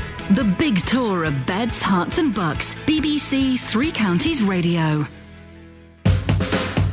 Across beds, hearts and bucks. This is Iain Lee. BBC Three Counties Radio. Yeah. Now, many of us dream of retiring while we're still young enough to manage a round of golf. It's funny you mentioned golf here, because I drove past a golf course yesterday, and for the first time in my life I went, oh, I quite fancy that. Getting older. You see, I'm getting older. Never fancied it. Always thought it looked like a dull, tedious, horrible middle-class game. Drove past it yesterday, I thought, oh, I fancy a bit of that. Dull, tedious and middle class? Yeah. Tony Fisher loves golf. But some people carry on working into their ripe old age. How about 100? Do you want to be working at 100? Well, that's what's happened to Dolly Saville, who's about to celebrate her centenary and her 70th year of working behind the bar of the Red Lion in Wendover. Well, she's been talking to our reporter, Ben Nye. Captain Fode, he was my first boss, and he said, I think now, Dolly, you could start to serve. So I said, oh, no. I said I should give him the wrong change, because I was a dancer at school. And he said, no, you'll be all right. I said, no, I don't think so, thank you. He said, oh, well, we will see. Anyway, I started to serve, and I quite enjoyed it. Working has kept you young in a way, because you're able to still keep active. Oh, gosh, yes. Yes, I say I meet lovely people that come in here and have a laugh with them. In terms of your family and stuff, do they worry about you? If they tried to get you to put your feet up, would you tell them? I wouldn't listen to them, and they know I wouldn't, you see. Is working that important to you then? Oh, yeah. This is my second home. Fantastic. Well, Dolly's still working 3 shifts a week, and while she might be the oldest, she's certainly not the only person in the Three Counties working into her old age. Justin Dealey has been speaking to pensioners in Berkhamsted. Well, Francis, we're here in Berkhamsted today. You're still working on the market. If you don't mind me asking, how old are you? I'll be 84 in October. I don't know nothing else. How long have you done this job for? I've been here since about 1954, 55. Wow, it's incredible. Yeah. So, at nearly 84, how long do you plan to carry on for? Till about 100, I suppose. Well, it brings me on nicely to this lady you were talking about. I don't know nothing else to say. I can't get a job anywhere because nobody won't employ me. I'm too old. I mean, some people may think this barmaid we're talking about, who's 100 years old and she's still working, is a bit strange. From what you just told me there, you don't see anything wrong with that at all, do you? There's nothing wrong with it at all. You know, there's too many people that retire at 45 and 50, but they've got no interest. What have they got? They get up in the morning, sit out in the garden, and that's about it. Well, I could be wrong here, but I think you're the type of guy, if you were to retire and sit at home, you'd be bored senseless, wouldn't you? I'd be dead in about a year. That's for certain. Well, Janet, you're 80 years old. You're still working. We're here in Bernardo's in Berkhamsted. What do you get from continuing to work? I think it keeps us up to all the modern day living, as I'm inclined to be old-fashioned in my ideas. And I think it keeps you going and just good, because it does keep you alive, interested in everything, really. Meeting people. I mean, clearly you've missed this job if you weren't doing it. Yes, I would, yeah. But when do you think the day will come where you say, right, OK, I'm 80 right now, when do you think that day will come where you say, I just don't want to do it anymore? I don't think that'll ever be. I shall always want to. Whether I'll be able to is another matter. You'll still be here at 100 then, won't you? I hope so, yeah. Listen, your customers are coming in. Thank you so much. Thank you very much. Bye-bye. He is such a flirt, that Justin Dealey, isn't he? We can talk now to John Hope from Ashfield Personnel Recruitment in Hemel. Morning, John. Morning, Ian. Hi. Dolly's 100 years old. Is that an example of the way things are going, John? Well, I just think that it's brilliant that she's still working. it's motivating her mind, her body. Why not? You know, if she doesn't want to do anything else, why should she be forced to? Dolly's been in the same job, John, for 70 years. That's got to be a rarity these days, isn't it? Yeah, I think so, yes. When I used to work in the city, and the average about 20 years ago was 3 years. I think it's probably 18 months now. Is there, on a slightly serious note, is there a chance that older workers are nicking the jobs that traditionally would have been done by people in their late teens, early 20s? I guess because maybe they're cheaper. There's an element of it, but I think Dolly's role there might be an example that she's probably filling shifts that people in their 20s wouldn't want to fill. Mm. And finally, John, what advice would you offer to someone who's thinking about switching their career in their 40s or 50s? How difficult is it? How difficult to switch your career? Yeah. Companies are still interested in finding people they can develop. They're more likely to use the skill sets that are there and switch them into another industry. John, I appreciate your time this morning. Thank you very much. That's John Hope from Ashfield Personnel Recruitment in Hemel. 08459 455 555. Can we find I doubt we're going to beat 100. Are you old and working? I guess is the question at its most basic. Can we find the oldest listeners who've still got a job? And do you enjoy it? Because I was speaking to Catherine off air. The moment I have enough cash to stop doing this nonsense, I'm out of here, baby. Would you, though? Would you not work at all? I'd stop. I'd need a project. I need something. I would drive everyone crackers. I have got so many DVDs that are in their plastic wrapping, so many books that need I've got the book on Donald Crowhurst I still need. I was that 6 months ago. I've not read it. So we're going to find you fused to a sofa somewhere. I've got a book in my bag. Right, I finally finished that Beatles book. Right. Took me What happened? I'm not going to ruin it for you. Now I'm onto this bad boy. Look at this. Even silence has an end. Ingrid Betancourt, right? Right. She was that Nuno Betancourt's mum from Extreme? No. 90s? No. The subheading is My 6 Years of Captivity in the Colombian Jungle. She was a prisoner for 6 years in the Colombian jungle. Wow. Wowzers. There's no pictures in that book. That's all... She didn't have a camera with her, That's fair. all words. I've got books like that to read. I'd find plenty to do in my retirement. No. Your brain would rot and you'd start destroying yourself. You'd start buying even more ridiculous things. I would. Kelly Betts, you'd love. You're from the which generation? The X? No. The MTV generation? No. The Sex generation? No. The Y generation? Y? Question mark. You guys don't want to work, do you? I would still work if I had lots of money. Really? Yeah, I would. If you won 10 million quid, I tell you, if I'd won 10 million quid, I would come in the next day and I would play 90s music and I would talk to Justin Dealey about payday loans. Then I would stand on this desk, I would unzip my fly, I knew he was going there. and I would do a wee-wee all over this Lego set. Well, totally. You would die because you'd be electrocuted. Apart from doing the wee-wee, it's pretty much what you do every morning anyway. I wouldn't advise it. I would definitely still do introducing, 100%. Do you work on introducing? I do, yeah. Gary Floyd is excellent. He's all right, yeah. What, so you wouldn't do this job? I'd do this as well. I would do this. I would honestly, without a moment's hesitation, I would love to stop working. There is people say, "Oh, you get bored." There's so much to do, so many places to go. Don't you finish at 9 anyway? I would buy a children's bookshop, and I would read stories to kids all day, and do the voices, and I'd probably dress up. Oh my God, I would come to that. It would be even good as an adult. I wouldn't need to make any money because I'd just be doing it for fun. I'd be doing it so I could wear the princess dress. We're assuming, by the way, that when we retire, we'll be incredibly wealthy. That's which is as we know, isn't necessarily the realistic. I'm just going to hang out in toy shops. You're the weird old lady. Can we get Cass to do a story section on the show one day? I would love to do that. No, that's not actually going to happen. The microphones are off now. That's never. No. Have you heard the story of Tatty Bogle? No. It's brilliant. Do a voice from it. Oh, music. No, we're not. That's never going. That'll be horrible. Horrible. 08459 455 555. Are you older and still working? We won't beat 100 this morning. But can we get someone in there? Let's start low. Can we get someone in their 70s who's still working? 08 459 455 555. Love, you got it? So we can find someone in their 70s who's still working. I want an old builder.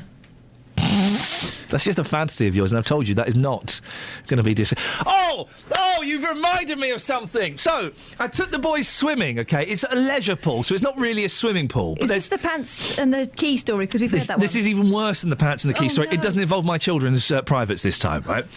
So there's a section in the leisure... There's another pool at the swimming pool which is for proper swimming, but there's a section in the leisure pool that's kind of roped off for swimming, right?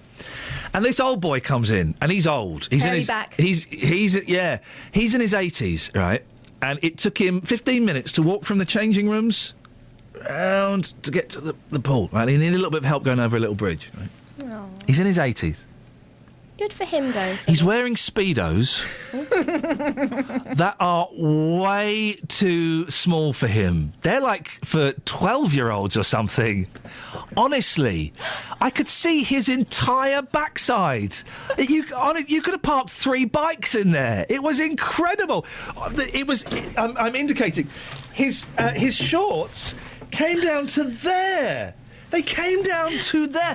Thank the Lord, my boys didn't see. They didn't notice that, and none of us saw the front. Where are the fashion police when you need them? Well, I thought that's his favourite part of his body, and he wanted to show it off. I really thought the lifeguards were going to have a word with it. It was completely inappropriate. Leave him. It was completely inappropriate. I don't know whether this is true or not, but I'm going to spread it anyway. Yeah. A guy got banned from our swimming pool. Yeah. For wearing a thong. Oh! I've got no idea how we got onto that, but 08459 455 555 if you'd like to join in. Travel news for beds, cards and bugs. BBC Three Counties Radio. In Cheshunt, the A10 is queuing southbound between Turnford and Waltham Cross. Also in Hitchin, we've got queues heading towards the centre of town on both the A505 and the A602. The A5 southbound are heavy going as you go through Mark Yates, and the A1M southbound really struggling between junction 8 for Hitchin and 7 for Stevenage. Things still looking busy on the M1 between the junction 10 for Luton and 10A for the Kidneywood roundabout. Still congestion too on the London Road as you approach the roundabout.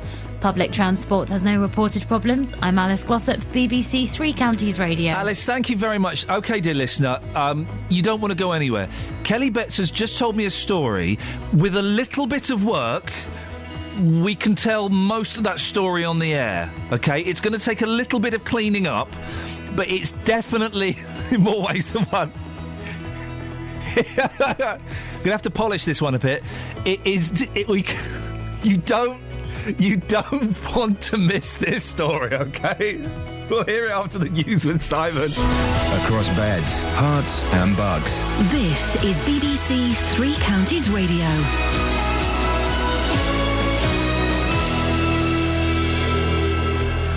It's 7:30. The headlines: up to a quarter of payday lenders will fail to meet the new rules governing the way they operate, according to the Financial Conduct Authority. St Albans Cathedral is to receive over £4 million in heritage lottery funding. 10 projects nationwide will receive a total of £30 million under plans announced this morning. And people are being warned to expect very high levels of air pollution today. The problem is being caused by a combination of light winds, local pollution and dust blown from the Sahara. Three Counties Sports. BBC Three Counties Radio. Luton are closing in on the conference title after 2 goals in the last 8 minutes gave them a 2-1 win at Dartford. Pelly Ruddock and Andre Gray were the scorers. That's 27 for Gray. I think they tried to slow the game down from the start. I think the keeper was taking his time, the defenders were taking their time, and that was their game plan from the start, to slow the game down, to kill our tempo. But we kept going, we kept fighting at them, and we didn't deserve to go behind. As it was, we went behind and we showed how great of a team effort we've got now and how much we don't give up. I think it's happened a lot this season. It happened against Grimsby last week. If you look back now, we've had 3 tough away games. Luton remain 13 points clear after Cambridge also won, but 3 more wins will be enough for the Hatters. Stevenage are off the bottom of League One, but still in the relegation zone after a goalless draw at home to leaders Wolves, but an important point for Graham Westley's side. It was a game that either side could have won. We probably had the better chances in the second half, clear-cut chances, as opposed to theirs where we managed to get bodies in the way away of their shots. Jimmy probably could have had 3 or 4 alone in the second half. So it was a game that was nip and tuck, and as I say, either side could have won it, and a draw probably wasn't an unfair result at the end. Manchester United drew 1-1 at home to Bayern Munich in the first leg of their Champions League quarter-final. Here's manager David Moyes. I'm happy with the performance. A bit disappointed with the result in the end. I thought the players put in a great effort, great commitment tonight. A bit disappointed we maybe could have taken one of the other chances in the game we had. But we played a very good team tonight in Bayern Munich, and I'm sure everybody saw that tonight as well. Tonight, Chelsea are away to Paris Saint-Germain. Hemel Hempstead are 9 points clear at the top of the Southern League Premier Division after a 2-0 home win over Chippenham. And Tiger Woods will miss the US Masters later this month after having surgery on his back. BBC Three Counties News and Sport. The next full bulletin is at 8. No. Yes, it is. Across beds, hearts and bucks. This is Iain Lee. BBC Three Counties Radio. Right, so... quick recap. We'll get Kelly's story in a minute. Quick recap of what we're talking about and what we'd like your input on, please. New laws are being introduced regarding payday loan companies. We've all seen them advertise on the television and on the newspapers and things like that. Touchwood, I've never had to use one of those bad boys, but I never say never. Would love to get your stories of payday loans and how they worked for you. We spoke to Eugene earlier on, who said he used them because he works 0-hour contracts. He uses them to buy diesel to get to work, and then he pays it back a few days later. And the one time when the money was a little bit late, he went and had a chat with the company, and they were fine. So he thinks they're a good thing. What do you reckon? 08459 455 555. Your stories about payday loan companies, good or indeed bad.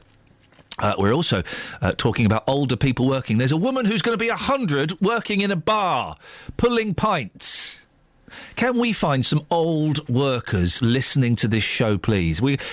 Let's start low. Let's start in our 70s. Can we get anybody in their 70s who still works? 08459 455 555. And also, kind of just going off on a little side tangent there, if you've retired... you're not bored, are you? You've got loads to fill your time with. What do you fill your time with? We've had an argument here. Catherine seems to think that if she retired, she'd be bored. She'd need a project. No. There's so much to do. There's not enough hours in the day as 'tis. There are so many videos on YouTube I've not even looked at yet. So many. Well, if you're retired, what do you do to fill your time? 08459 455 555. The third thing, lots to talk about this morning. The third thing is, Catherine, you've been invited to a school reunion. Yes. And this is like teenage school. What did you call it? Upper school. Is that what you call it? Yeah, we had lower, middle and upper. Okay. I went to grammar school. Wow. Sounds posher than it was. The Sir William Herschel Grammar School in Slough is not as posh. That last word indicates just how posh it was. I wish I'd have had the chance at a grammar school. Well, did you not do the 11 plus? No. 12 plus? No. I did one of them, and I passed. I won it. We didn't have grammar schools where I grew up. So it was everyone in together. I went to the grammar school, which is great. Great news for me, which is why I'm this side of the glass. You guys are that side of the glass. Yeah. You see this? It's weird that you cross to us. Sorry? To talk to us a lot, though, isn't it? He's trying to keep in touch with the common folk. Keeping it real, isn't I? Okay. Keeping my feet on common ground. I feel your words. So, but tell us about the school reunion you've got planned. It's a school reunion. It's this weekend. One of my friends from school is organising it, but I see her anyway. It's a southern school, not a Manc. Is it Manchester? No, I moved here when I was 10. Wow, you still can't shake that ridiculous voice, or do you put that on for effect? It's not as strong as it was. Wow. This is posh. If I go up north, all my family say, "Hey, stop talking posh, Kathleen," because that's the way. This is posh. This is moderated.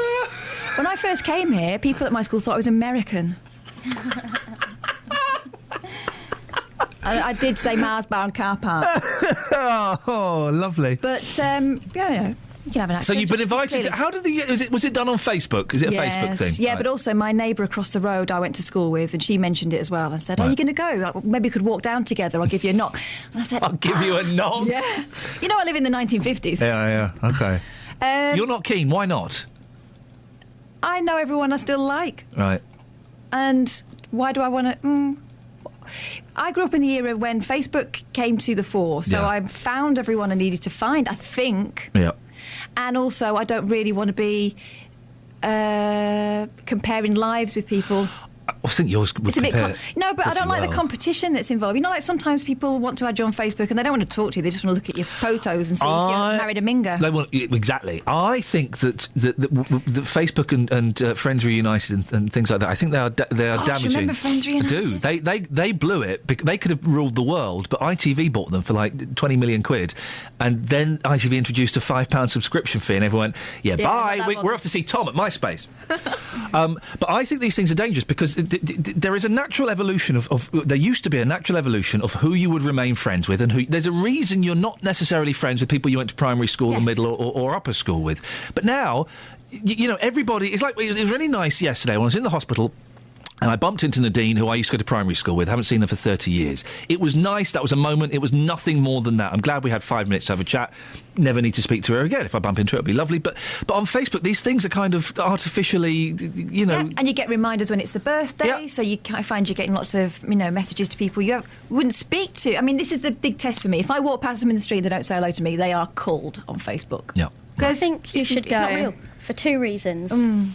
One, you will get to rekindle your friendship that you had with children who will be completely different. Even if you didn't like them at school, you might really like them now. They'll be adults now. I haven't really got room for any more friends either. And 2, you are hot stuff. That is a good point. You should walk in there. Yeah, and I wasn't at school. Oh, I bet you weren't. No, I've seen the pictures. I read books, did my homework. Yeah. That's how I ended up. Go in now. She makes a good point. Go in now. Go up to your ex-boyfriend and who I see all the time anyway. Oh, okay. Not like that. Right, go up to all the lads that you fancy but didn't fancy you and slay and dress up like Olivia Newton-John at the end of Grease. Yeah. like a prostitute. Yeah. Right, okay, yeah, noted. And then walk up to them and go, tell me about it. Stud. Bow, bow, bow. I'll have an e-cigarette. Yeah. I saw a whole family walking along the street smoking e-cigarettes the other day. I thought, rebels. You look stupid.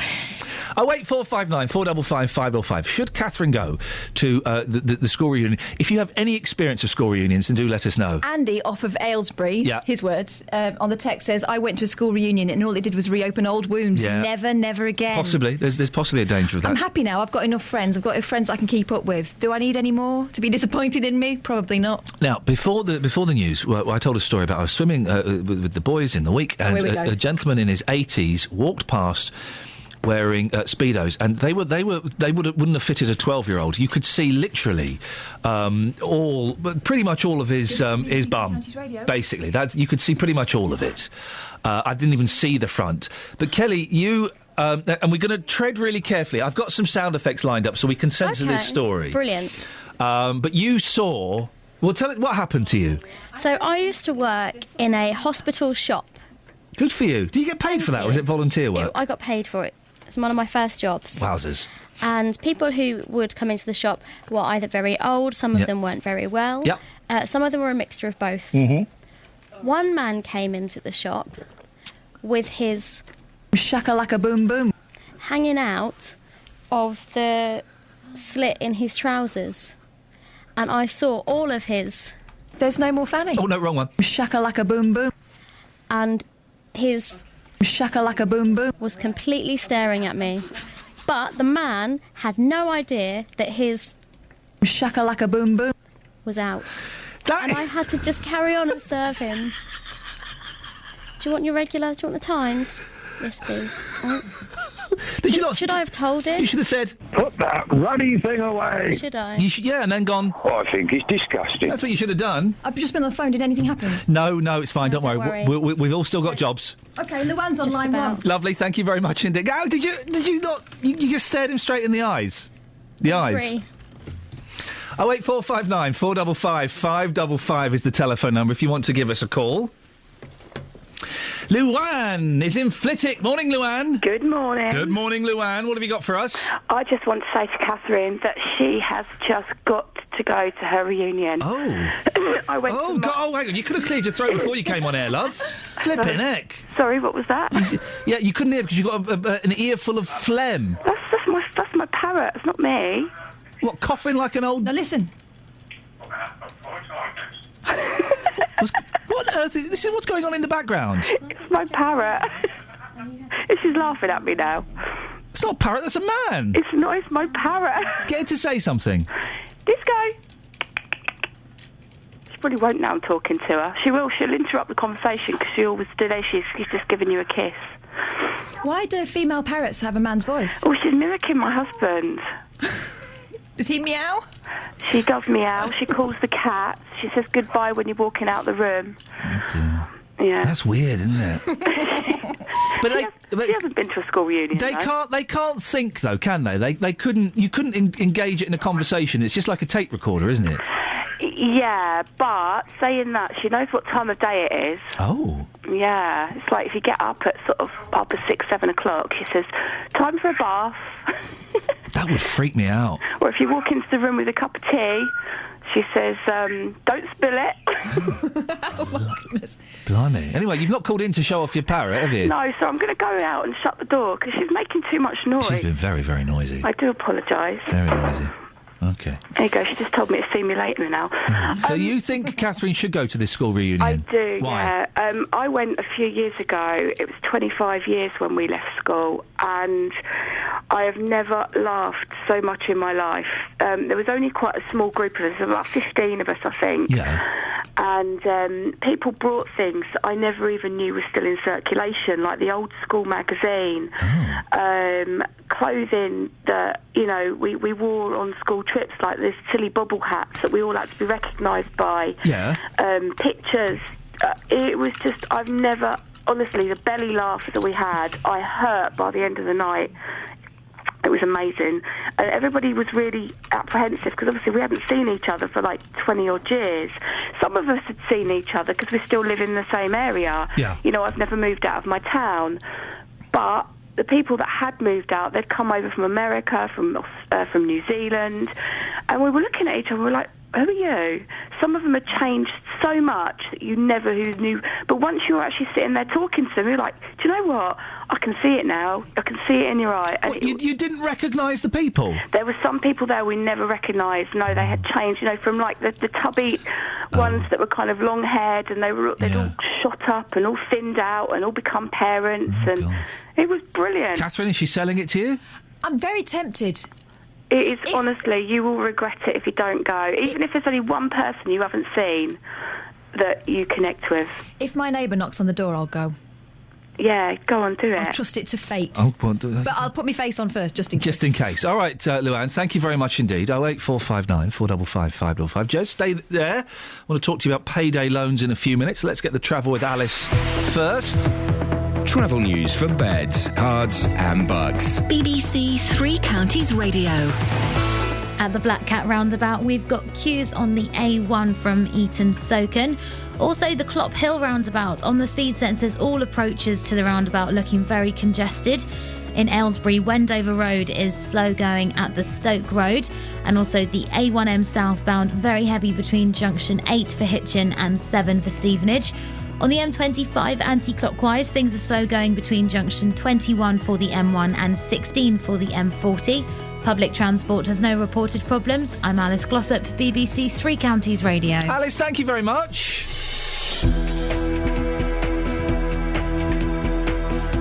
Right, 7:46 exactly. It's Wednesday, the 2nd of April. I'm Iain Lee. These are your headlines on BBC Three Counties Radio. Up to a quarter of payday lenders will fail to meet the new rules governing the way they operate. That's according to the Financial Conduct Authority. St Albans Cathedral is to receive over £4 million in Heritage Lottery funding. And in sport, Stevenage are off the bottom of League One, but still in the relegation zone after a goalless draw at home to leaders Wolves. Coming up, we'll speak to Jez about his survival, how he survived on payday loans. If you want to give us a call on that, 08459 455 555. But right now, let's get the weather with Georgina. Beds, Herts and Bucks weather. BBC Three Counties Radio. Good morning. There's a bit of mist and fog around. Once that clears, we should have a bright start to the day with some sunny spells around. Come this afternoon, though, it does start to cloud over, and there is always the threat of a shower here and there too, but of course not everybody will see that. We've got a light easterly breeze today with temperatures expected to reach 17 or 18 degrees Celsius. And just to point out as well, there is a high pollution, high pollen count just to the north of London today. And tonight we've got some clear spells. It should be largely dry. today. Just clouding over as we head towards the morning with temperatures down to 11 degrees Celsius. And tomorrow, a cloudy day all in all. A fair few showers around, quite few and far between to start off with, but becoming more frequent and heavy later on in the day, with temperatures reaching 16 degrees Celsius. And it's fairly showery towards the end of the week too. So Friday, 1 or 2 showers. Saturday, showery and breezy, although we should have some bright spells. And Sunday, we've got a windy day, wet and windy day, so not particularly pleasant, but we've got high pressure building towards the middle of next week, so some settled weather to look forward to at least. That's your latest forecast. When you need local news. The headlines: 2 jailed for the killing of a teenager in Luton. When you need local travel. Queuing northbound for Welling around Junction 5 up towards Nebworth. When you need local weather. We've got plenty more showers this afternoon, becoming more widespread and quite heavy at times. BBC Three Counties Radio is here with local, up-to-date news and travel bulletins throughout the day. You'll always be up to date. BBC Three Counties Radio. So, tougher rules are coming in regarding payday loan companies. Ever used one? Jez in High Wycombe has. Morning, Jez. Morning. Jez, what happened? Well, basically, I just got into a cycle where I was literally taking one out on a monthly basis, and obviously, what happens is it rolls over to the next month. Whereas you take one out, and then I was always paying them off, but the problem was obviously. The following month, obviously, you were getting more into debt because you were getting more into debt earlier in the month because obviously you were having to pay off the previous month's loan. So it just got sort of to the point where it got to the beginning of the month and I was just taking them out. And that went on for about 2 years. Wow. And you just do it to make ends meet and just pay your bills because obviously, even though I'm married, we've both got our own financial commitments outside of that. Bills we have to pay, and. How much were you borrowing, Jez? It varied. It really depended. Sometimes it was up to 350. That was sort of top whack, and it sort of went down sort of to about 150. It was anything between that, really. And what kind of interest were you paying on these loans? Crikey, it was thousands of percent APR. It was something like if you were taking out sort of 150 quid, you were paying something like nearly £200 back. Blimey. You're paying almost like another 50 quid back, 50 quid back. So it's that cripples you, and of course I was going into work and people were saying, isn't it awful about payday loans, and people are really stupid at taking them out. And in the end I did come clean with people at work and they were quite shocked. Wow. But last month I managed to get out of the cycle, if you like. Oh really? So you're after 2 years you're free from them? Yeah. And how did you manage that? Just by going without, really, and sheer knuckling down, just doing without. And then my wife helped me out quite a lot, supported me. But, obviously, somebody earlier on said, people are idiots that take them out. But it's easier said than done. Yeah. Did your wife know you were using them? Oh, yeah. She knew from day one? She sort of advised me against it, but it was like, I need it just to get to get by every month. Otherwise, I'll end up with no money whatsoever. It's interesting that you said you kept it secret from your work friends. There's no reason you should tell them, but the fact that it came up in conversation and they were saying that people like you, without realising it, were idiots. How did that make you feel? Very small. I suffer from depression anyway, and that kind of made me feel worse about myself. So my self-esteem was very low. Because you feel sort of, you feel inferior. You think, well, they're obviously doing better than me. They're all right, Jack, and I'm at the bottom of the pile, kind of thing. And it makes you get a real downer on yourself over it. And if you're doing it every month, it just becomes like a cycle, and you can't see an end to it. You're kind of stuck in this rut, and it's quite depressing, really. So to be out of it is quite a relief. To manage without. Obviously, I would have gone to my family had I had a good relationship with my family. Unfortunately, I don't particularly have a good relationship with my sisters. However, and obviously, unfortunately, my parents are not here anymore.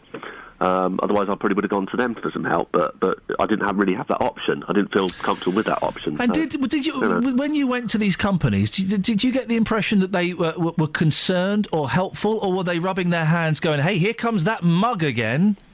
They used to text you and sort of, tell you when they were going to take the money out, and I didn't really get involved in that side of it, because obviously they were always paid off. Yeah. But, they were quite unhelpful. One month I tried to get a loan out, and I was quite desperate. It was before Christmas, and they weren't very helpful, and, I was locked out of my account, and I had a lot of problems getting, the support to actually get in and actually, obviously give my password and access and get the application done and things like that.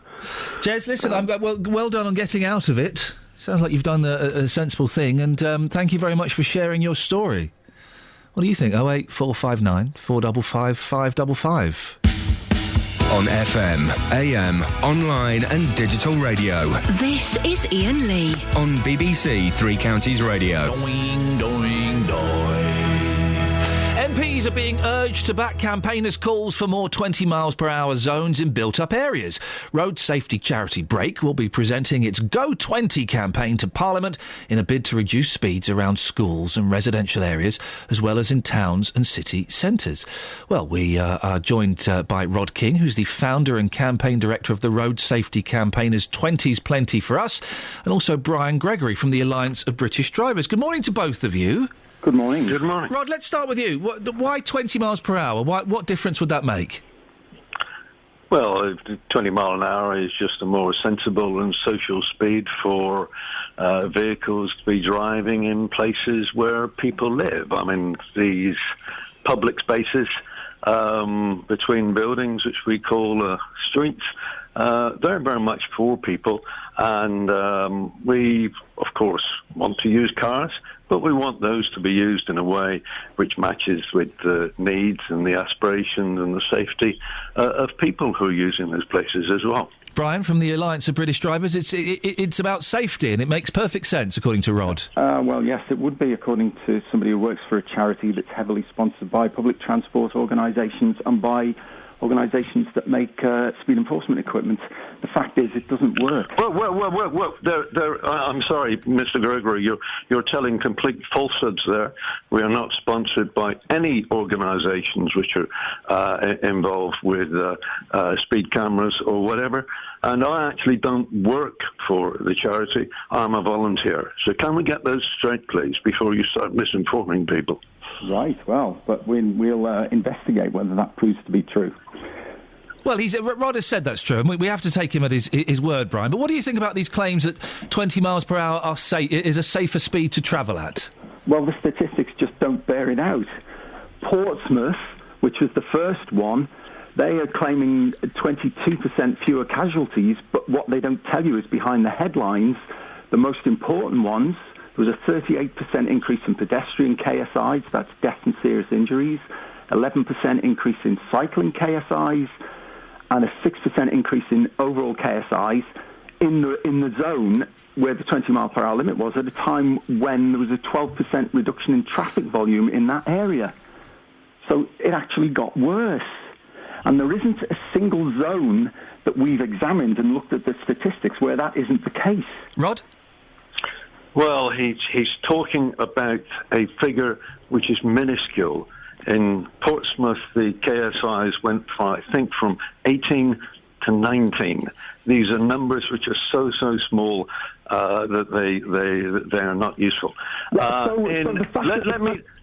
me tell you that the 20 mile an hour places and the 20 mile an hour policy is now in place with councils which have a total population of 13 million. It's being done in all our major cities. London, Birmingham, Manchester, Bath, Bristol, Doesn't York, necessarily mean it's right, though, does Liverpool. it? Because lots of people are doing it, though, Rod. No, but it has been investigated and looked at by the people who are responsible for those roads, which is the Traffic Authority, and they have decided that it's the right thing to do for the whole community.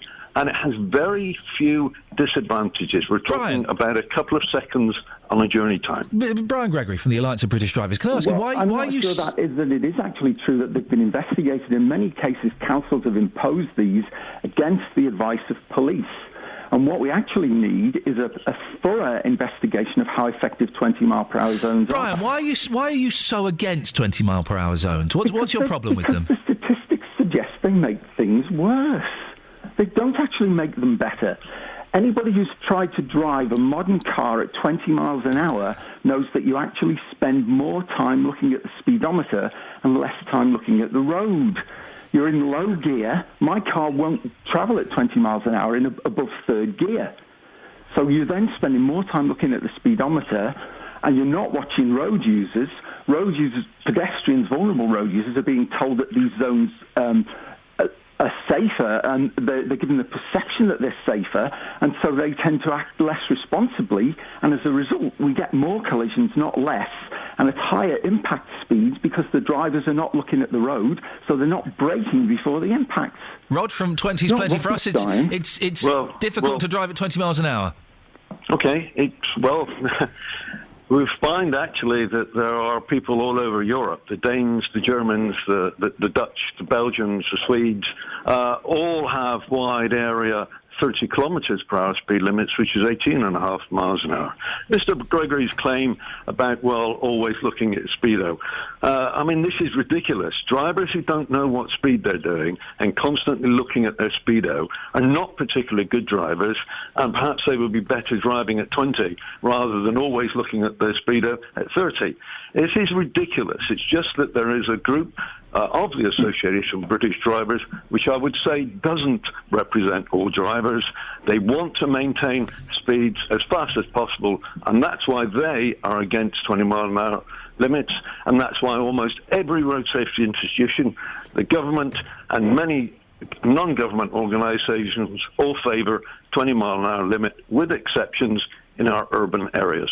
Gentlemen, we have to end it there. I appreciate both of you coming on. Thank you very much indeed. The last voice you heard there was Rod King, founder and campaign director of the road safety campaign group 20's Plenty for Us. And the other gentleman was Brian Gregory from the Alliance of British Drivers. Over to you. 08459 455 555. Would you like to see the speed limits in built-up areas reduced to 20 miles per hour? Or would it be, as Mr. Gregory says, more dangerous? 08459 455 555. Travel news for beds, cards and bugs. BBC Three Counties Radio. In Hitchin, both the A505 and A602 are queuing as you approach the centre of town. The A1M southbound also really struggling between junction 8 for Hitchin and 7 for Stevenage. On the M1, things are still slow between the junction 10 Luton Spur Road and 10A for the Kidneywood roundabout. Also still got queues on the sensors on the London Road as you join the roundabout. The M25 anti-clockwise, slow between junction 21 for the M1 and 16 for the M40. Public transport has no reported problems. I'm Alice Glossop, BBC Three Counties Radio. I was about to say to my team, because Catherine's just left the studio, she better be putting the kettle on. And then I realised my microphone was open. I'm so sorry, Alice. Thank you very much. How rude. Local and vocal across beds, hearts and bucks. This is BBC Three Counties Radio.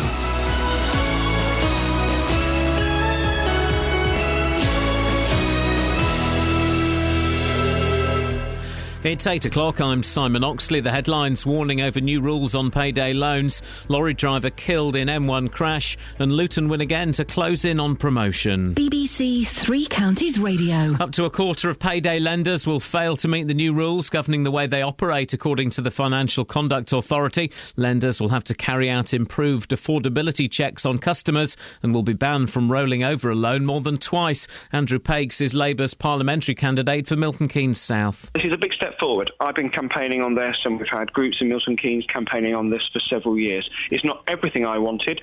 I would still like to see a cap on the interest rate, so people can take out payday loans if they want to, but we end some of the bonkers, sky-high interest rates we see. Police have confirmed that a lorry driver died in yesterday's crash on the slip road from the M1 to the M25 in Hertfordshire. The 54-year-old man was trapped in his lorry after it overturned on the slip road to the M25 clockwise at junction 6A at around midday. The slip road was closed for several hours. Police are appealing for witnesses. St Albans Cathedral is to receive over £4 million in heritage lottery funding. 10 projects nationwide will receive a total of £30 million under plans announced this morning. The £4.2 million for St Albans will fund conservation work at the cathedral, and an education and events programme is also planned.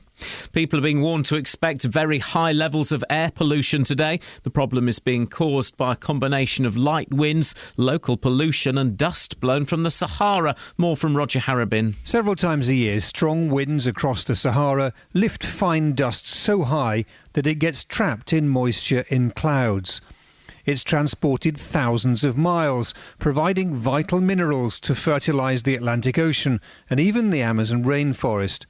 But in the UK, it's combining now with local air pollution to irritate people's lungs. The elderly and anyone with heart disease or lung disease should take the health warnings seriously. The charity's calling on the government to introduce a 20-mile-an-hour speed limit in all urban areas instead of 30.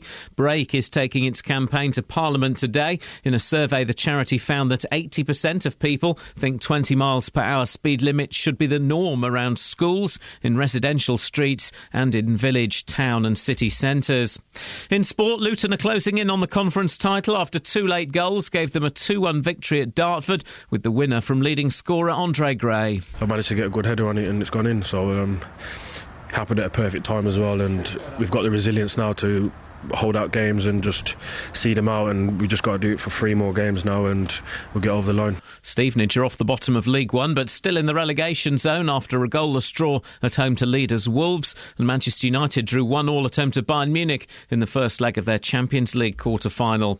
The weather, early mist will lift through the morning, followed by sunny spells but with a chance of thundery showers, a maximum temperature 18 degrees Celsius, and you can get the latest news and sport online at bbc.co.uk/3 counties. BBC Three Counties Radio's big tour of beds, hearts and bucks. I've been here about 45, 46 years. Been here 76 years. It's all about where you live. And all this week we're featuring Shefford and Chicksands. I love it. I live in Clifton, but I wish I lived in Shefford. It's a very good neighbourhood here. We've got good neighbours, good friends, and it's a good community to live in. The big tour of beds, hearts and bucks. BBC Three Counties Radio. Morning, this is Iain Lee, BBC Three Counties Radio. If you've just tuned in, where have you been? You've missed 90s morning. Well, 90s morning is becoming 90s week. Tomorrow from 6 we're celebrating the women of the 90s. I say the 90s, I mean the kind of sort of British indie 90s. I don't mean Celine Dion. Yep, short haircuts. Yes. Guitars. Short, haircutted women with guitars from Britain. That's what we're celebrating tomorrow. Wearing German trainers. Yeah, why not? Why not? But this morning, what else are we talking about? Well, payday loans. Ever used a payday loan company? The rules are getting tighter, could force some of them out of business. Some people going, hurrah! Other people shaking their head going, oh my goodness, what am I going to do? I'd love to get your stories about payday loans. We've had one good, one bad so far. 08459 455 555. There's a campaign, lots of campaigns, there's a campaign to get the roads, all the roads and built-up areas at 20 miles per hour. Just before the news with Simon at 8, we heard both sides of the argument. What do you think? Should we lower the speed limit in built-up areas? And Catherine Boyle's been invited to a school reunion this weekend. She don't wanna go. Well, I wouldn't have wanted to go to one a couple of years ago. If one were arranged now, I would be up for it, I think. Ever been to one? What was it like? Did you come away feeling like the king or indeed the queen of the world, saying, aha, I showed them? Or did you revert to being the 14-year-old who would go crying in the toilets at lunchtime? Facebook.com/BBC3CR. You can send me a text, 81333. Start your text 3CR. And you can give me a call, 08459 455 555. Across beds, hearts and bucks. This is BBC Three Counties Radio. Here we go. Lots of texts here. Let me rattle through some of these texts, then we'll get to Pat, and then we'll speak to Justin. Talking about 20 miles per hour. You only have to observe the skid marks before speed cameras. Oh, and during long dry spells, the ones on motorways to realise what irresponsible rubbish drivers many are in the UK, says David. Iain, just listening to the show as usual. Heard you mention about golf. I'd like to offer you a free golf lesson. I'm the head pro at the Millbrook Golf Club near the Junction 13 of the M1. Why not come over and see what it's all about? Get in touch, Andrew. Oh, and he gives his number. I'm up for a little bit of that. I bet I would kick your sweet patootie at golf. Andrew, can I bring my friend Catherine Boyle, please? If that's a yes, then we'll come along. It's got to be a Thursday. Why can you only do things on Thursdays? Because that's my day off motherhood. See, Thursdays I'm quite busy. Well, if you want to go, Well, I want to go. time. I want to go, but I don't necessarily want to go. Which you? Okay, the alternative is we take my 2-year-old and she whoops your sweet potato. All right, okay. So then, maybe no Boyles will be invited.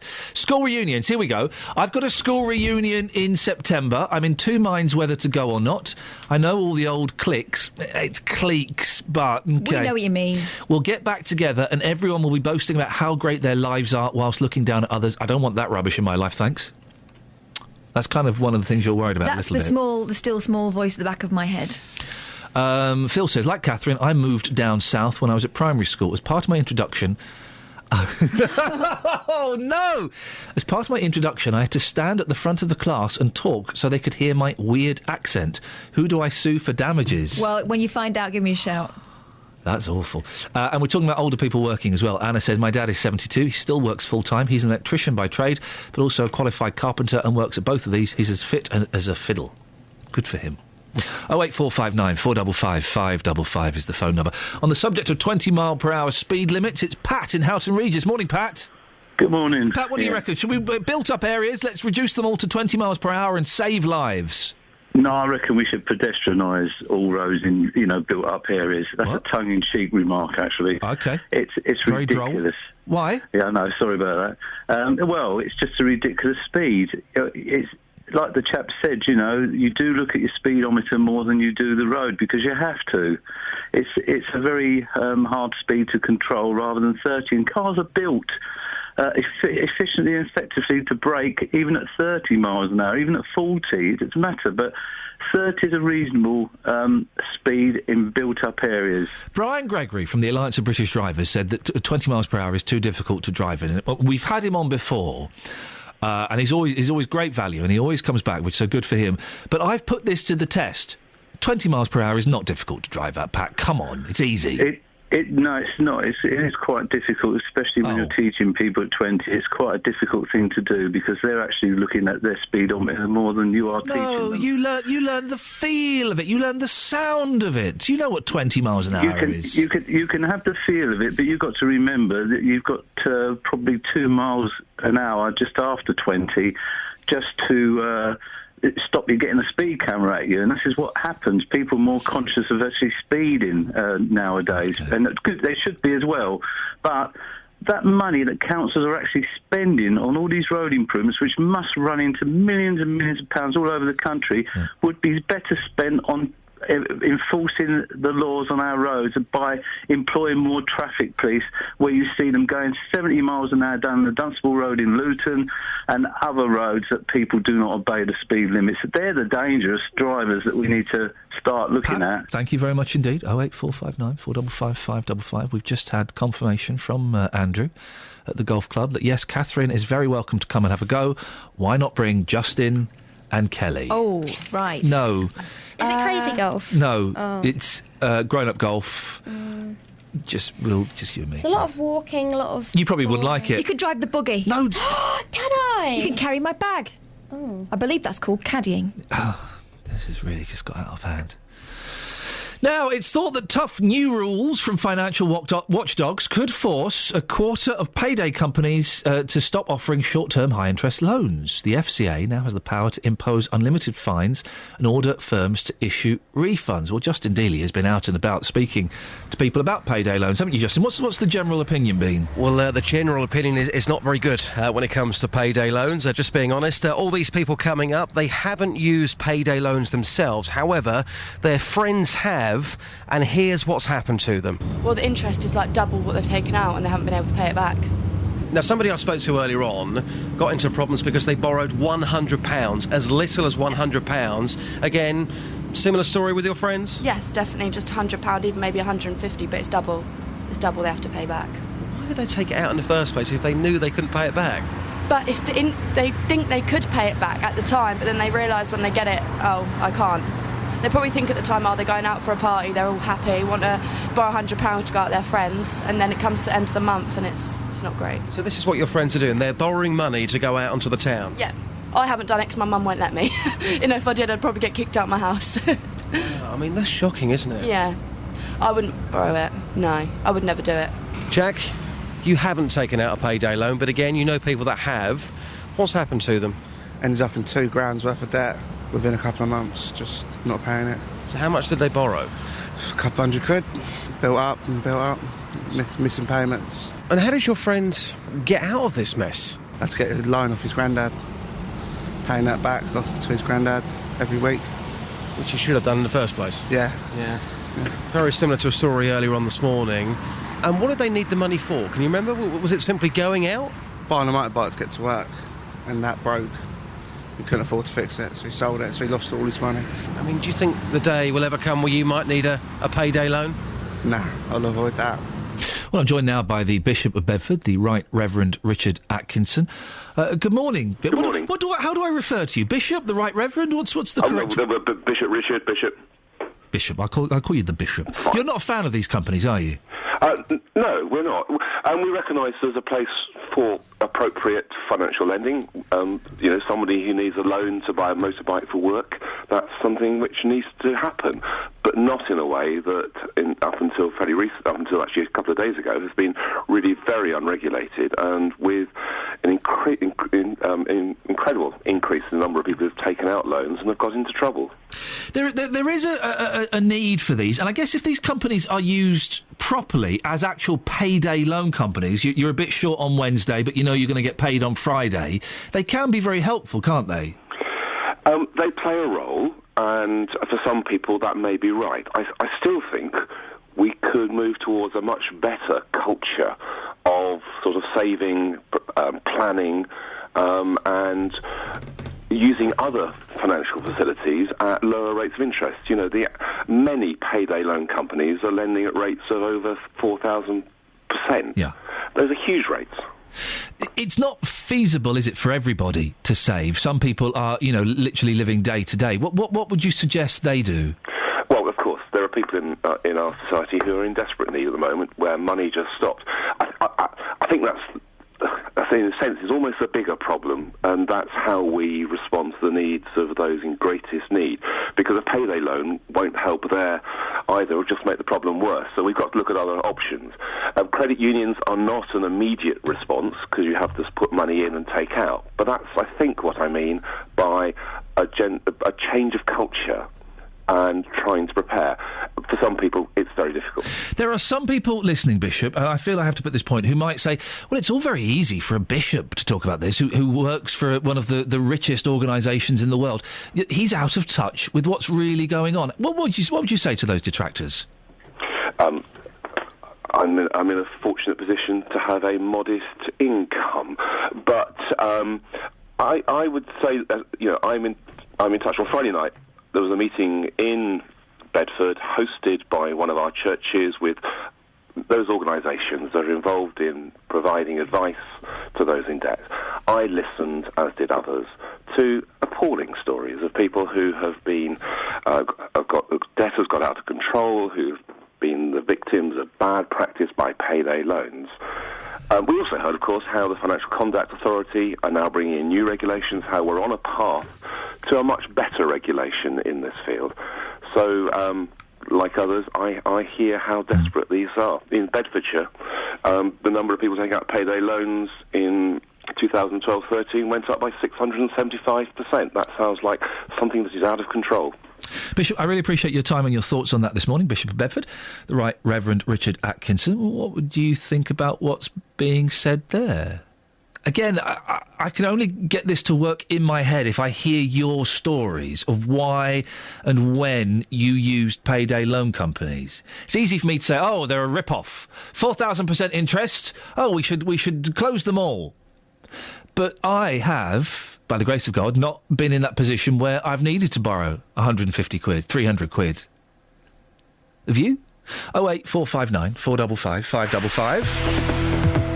Travel news for beds, cards and bugs. BBC Three Counties Radio.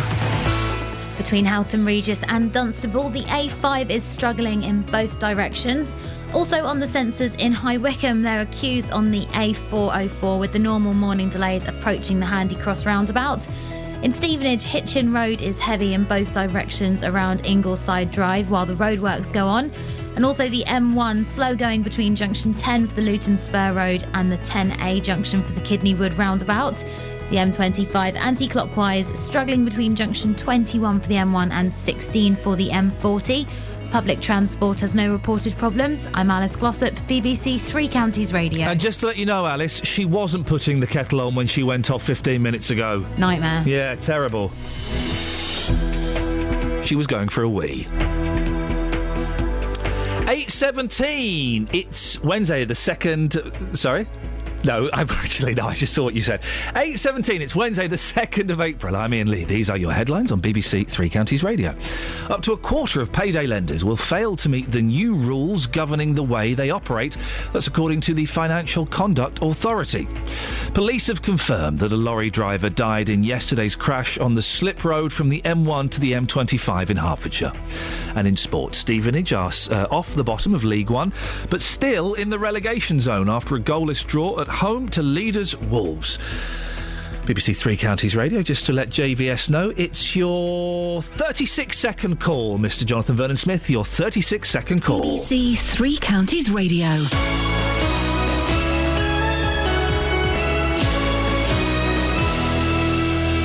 Every weekday from 3, Roberto Perrone. You told 580 gags in 1 hour. Can I test you for 1 minute? I spent the whole year trying to get into classical music. It took the 4 seasons. Weekdays from 3. We heard from Neil earlier on. He claims he was discriminated against and asked to leave a pub because he injected himself in public in full view. Insulin keeps my son alive, OK? If he doesn't inject, he'll die. Roberto Perrone. And I just thank you for the services that you do on here to help people like myself. Weekdays from 3 on BBC Three Counties Radio. I've just highlighted to Jonathan Vernon-Smith. He made it. He was outside. He was being polite, so I apologise for... it's all right. You thought I was late. I was just waiting. I didn't want to interrupt your lovely flow. And I appreciate that. I do like a good flow. I've just highlighted. I've got a stain on this jumper. This jumper's going to go in the bin. You may see me wearing this... In the bin? It's got a stain on it. It won't come. You could try washing it. It's just come out of the wash and it's still stained. Well, you're not using the right product. You may see this jumper again tomorrow. Do you want me to bring a little sachet of my Mr. Muscular? Mr. what? Mr. Muscular. In Argentina, they sell like a Mr. Muscle special stain-removing powder. Beautiful. You can't get it here. I'd love some Mr. Muscular. Do you want some Mr. Muscular? Well, I have a suspicion that this is from the rear end of a child. Oh, my God, I'm not sure whether I want... Have a sniff. I'm not smelling your jumper, and I'm not sure whether I even want to lend you my Mr. Muscular for your jumper. You say lend? What? It's not a give. Well, you're not having the whole tub. You can have a tiny little bit. That's a little bit weird. Why? I'm not giving you the whole tub. I had to bring it all the way from Argentina. I mean, OK, I'll take 15 pesos. Do they still have pesos in Argentina? Yeah. I suppose they do, don't they? I'll yes, OK. Do I have to give back what I don't use, or are you going to give me the exact measurement I need? I'll give you the exact measurement you need. You think he's joking? No, I'm not joking. He's not at all. all. I'm not joking. Gosh. No, I'll give you just a tiny bit. You can't get it here. Mr. Muscular. Oh, wow. That's cold, isn't it, Catherine? Isn't that cold? Don't come between a Jonathan and his Mr. Muscular. OK, fair enough. Okay. They don't say it. You can buy Mr. Muscle here, but they don't sell this powder. OK, all right. Mr. Fine. Muscular. Thank you very much indeed. What's on your show this morning, Jonathan? Coming up on the big phone-in at 9, is it reasonable to limit drivers to 20 miles per hour in towns? I've been very interested in this story this morning. Road safety charity Break want to limit drivers to 20 miles an hour around schools, residential areas, towns and city centres. This morning they'll present their Go 20 manifesto to Parliament in the hope MPs will back their campaign.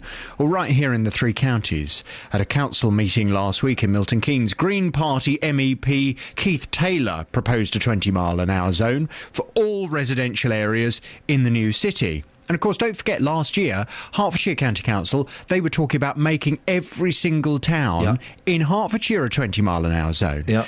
But I want your view on this from 9. Is it reasonable to limit drivers to 20 miles per hour in towns? Do you think 20 is perfectly fast enough? People don't need to go any faster than that, and anybody that does is a dangerous little speeder. 08459 455 555. Your views on the big phone in from 9. I've got some angry texts about this. I'll read in a second. Not much support for the 20 miles per hour, which I'm surprised by. I thought there would be more. I don't know if you've been listening. I mentioned earlier that I drove past a golf course yesterday, and for the first time in my life, I went, Oh, do you know what? I could quite fancy that. Well, a gentleman called Andrew has got in touch and invited myself and Catherine for a golf lesson, which is great fun. Then he kind of, he's invited Kelly and what's his name, Justin. Well, he's just invited you. I don't want to leave JVS out of the golf lesson, so he can come too. No, thank you. Oh. It's boring. Sorry? My father's a golfer. Yeah. Well, when I was younger, I used to caddy for him. It's boring. Caddying is boring. And I've always thought the golf was boring, but I think it's because I've turned 40. Maybe you're a little bit... I think turning 40 just kind of clicked. You were going to say a little bit young then, weren't you? Then you suddenly remembered. I held back, I held back. Maybe you're actually a very old man. No, it's boring. It's boring, isn't it? So that's a no, then? I'll meet you in the bar. Well, to be honest, I'm kind of glad it was a no. But that's a shame. You're undoing your good work from yesterday where you said we'd bonded. Yes, I'm trying to. I felt that I embarrassed myself by exposing myself to you yesterday, not in the same way that Kelly's gentleman did in her story about working in a hospital. But so I'm just kind of retracting a little bit. Well, I'll bring in my Mr. Muscolo anyway for you. You're very kind. Across beds, hearts and bucks. This is Iain Lee. BBC Three Counties Radio.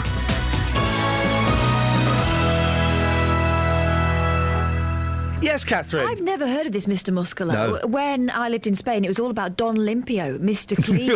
Don Limpio, Mr. Limp. Mr. Limp. No, Limpio means clean. So... I'm just kind of... you said it out loud to him again. I've told you so many times you need to keep those feelings hidden. Yeah, I know. Well, bury them deep. That's bad news. Do you know what? Who fancies a Prisoners after the show today? Yeah? Oh, no, I ate my 10 a day yesterday and I'm feeling clean, within and without. Come and dirty yourself with some Prisoners. You can have an apple. They sell apples, remember? You know you can't have an apple if you go in there. Rose is doing work experience. I am. It is yes. Rose, isn't it? For a second I said your name, I thought, oh, for goodness, I've got the wrong name. This is Rose. And then I would have had to talk my way out of it, but now I've embarrassed myself even further. We go for a fry-up at Prisoners after the show, and the tradition is that the workie buys it for everyone, so... That's a lovely tradition. Hope you're cool with that. Thanks, Rose. Yeah, thanks, Rose. Yeah, totally sucked in. Nice one. That's what I like. Now, there's a sense of pride in reaching 100 years old, but for Buckinghamshire resident Dolly Saville, it's going to be just another day at work. She's been working behind the bar of the Red Lion in Wendover for more than 70 years and still has 3 shifts a week there. Not only that, she's due to celebrate her 100th birthday at the pub later on this month.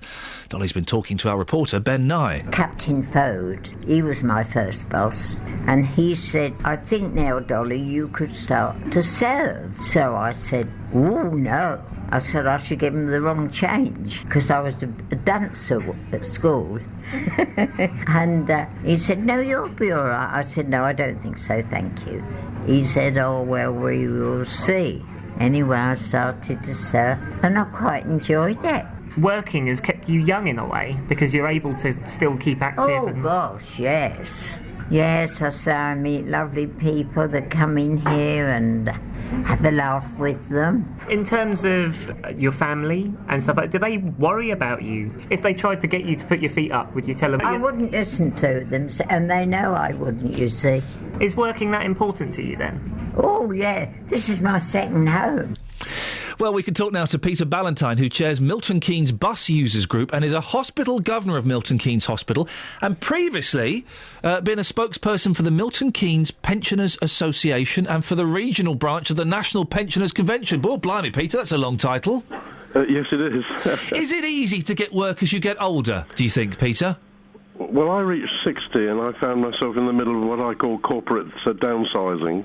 And, of course, at the time, which was 10 years ago, it was the best thing to do, they thought, was to get rid of all of the experience. I never quite understood that philosophy. Was it because younger people were cheaper or more enthusiastic? Because surely you want knowledge and experience in workplaces. I would totally agree, and I remember reading in the newspaper around the time that the new boss of HSBC Bank had walked into his head office in London, and there wasn't one grey hair, as he described it, and decided that his policy would change.